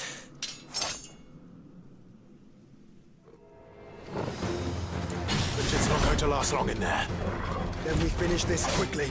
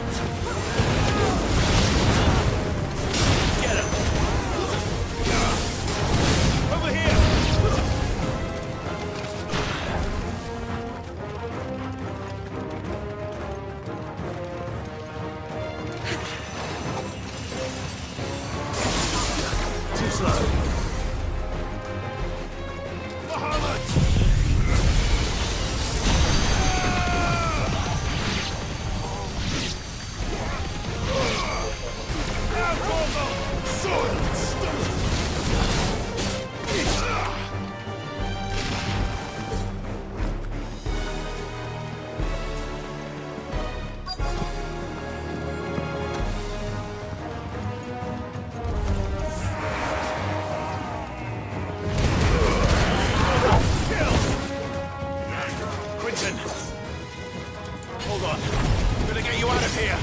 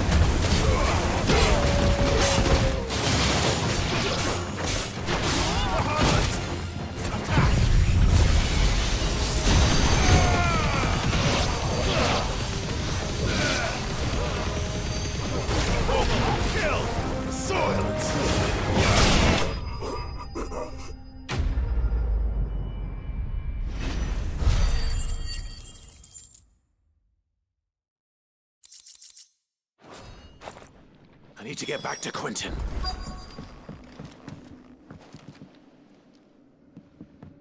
Quentin! Quentin! Look at me! Thank the Founder. He hasn't turned. I'm going to get you out of here.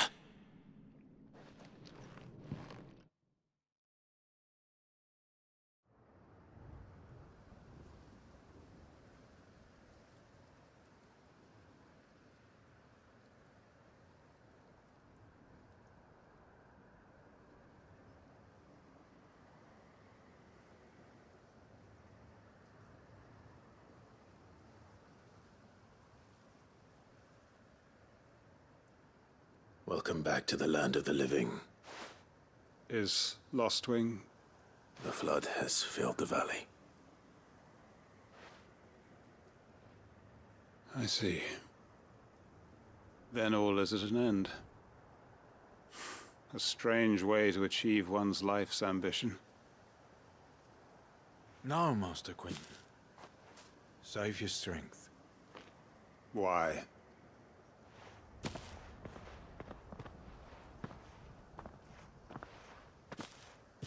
All that I strove for is gone. Only emptiness remains. I have nothing left to live for. What the heck are you on about? You've got us, ain't you? Don't try telling me you only freed us so you could get revenge.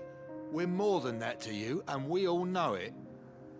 I thought you weren't coming back. But I prayed, and you did. There's got to be a reason for that, right? Can't we just go back to how it was? You know, you looking after us all. Your work ain't over yet, Master Quentin.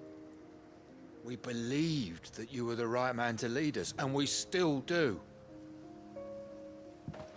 Your village may be lost, but it seems your people aren't, so long as you remain to guide them. But why? After what why would anyone follow me? 'Cause we're family, aren't we? Family? Yeah, and all our comrades who went with you, they felt the same. Lostwing weren't just a village. It was all of us. It was. And as long as we're still here, it is too. We can start again. Build a new Lostwing, right here in the Bales.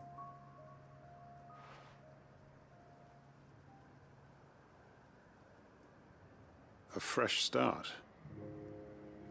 One life ends, and another begins. Why just a village? We could build towns. A nation, even. What's to stop us? That's the Master Quentin we know. Please. I am nobody's master. Quentin will suffice. After all, we are family.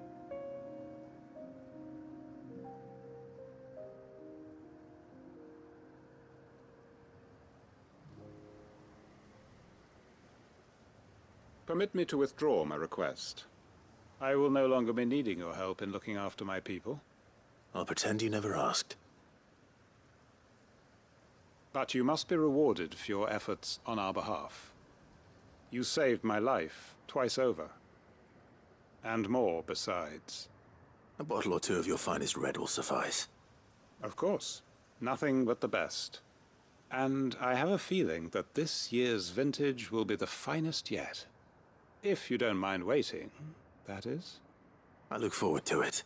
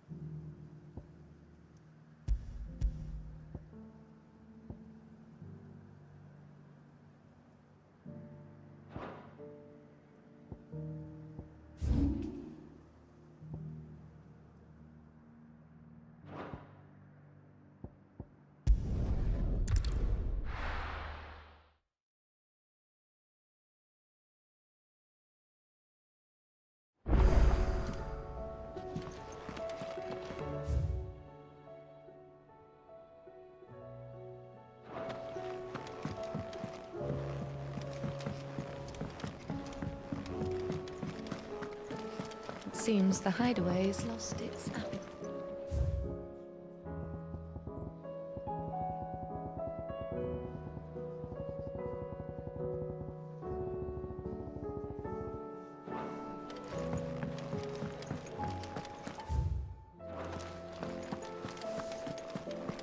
Did you see the pair that got hauled into tires?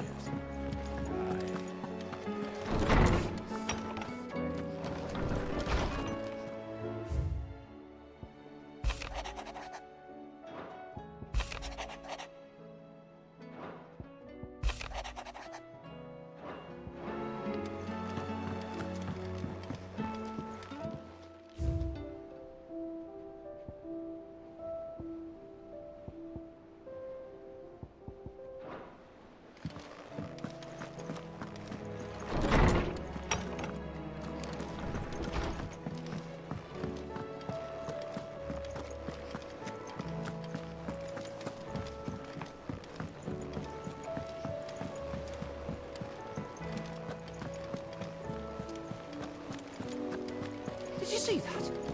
Tell me you saw that.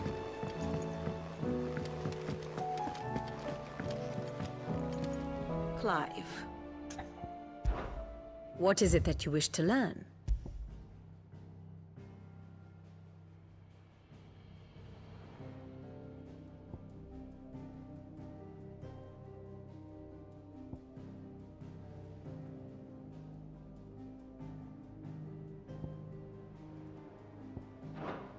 Study it well, Clive.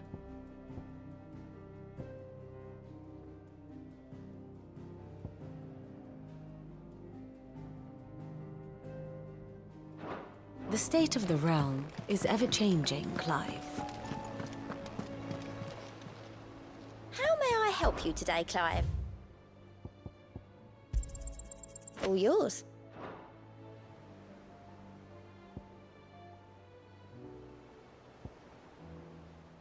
All done?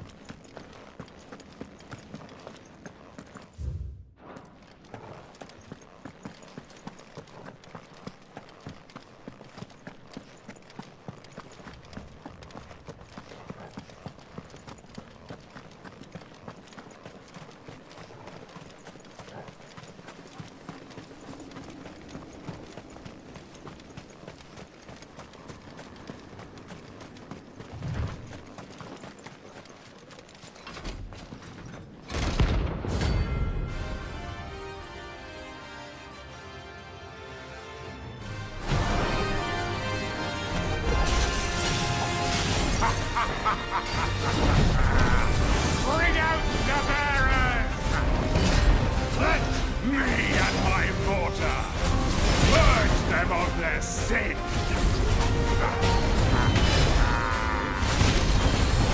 Regret doing my mother's bidding.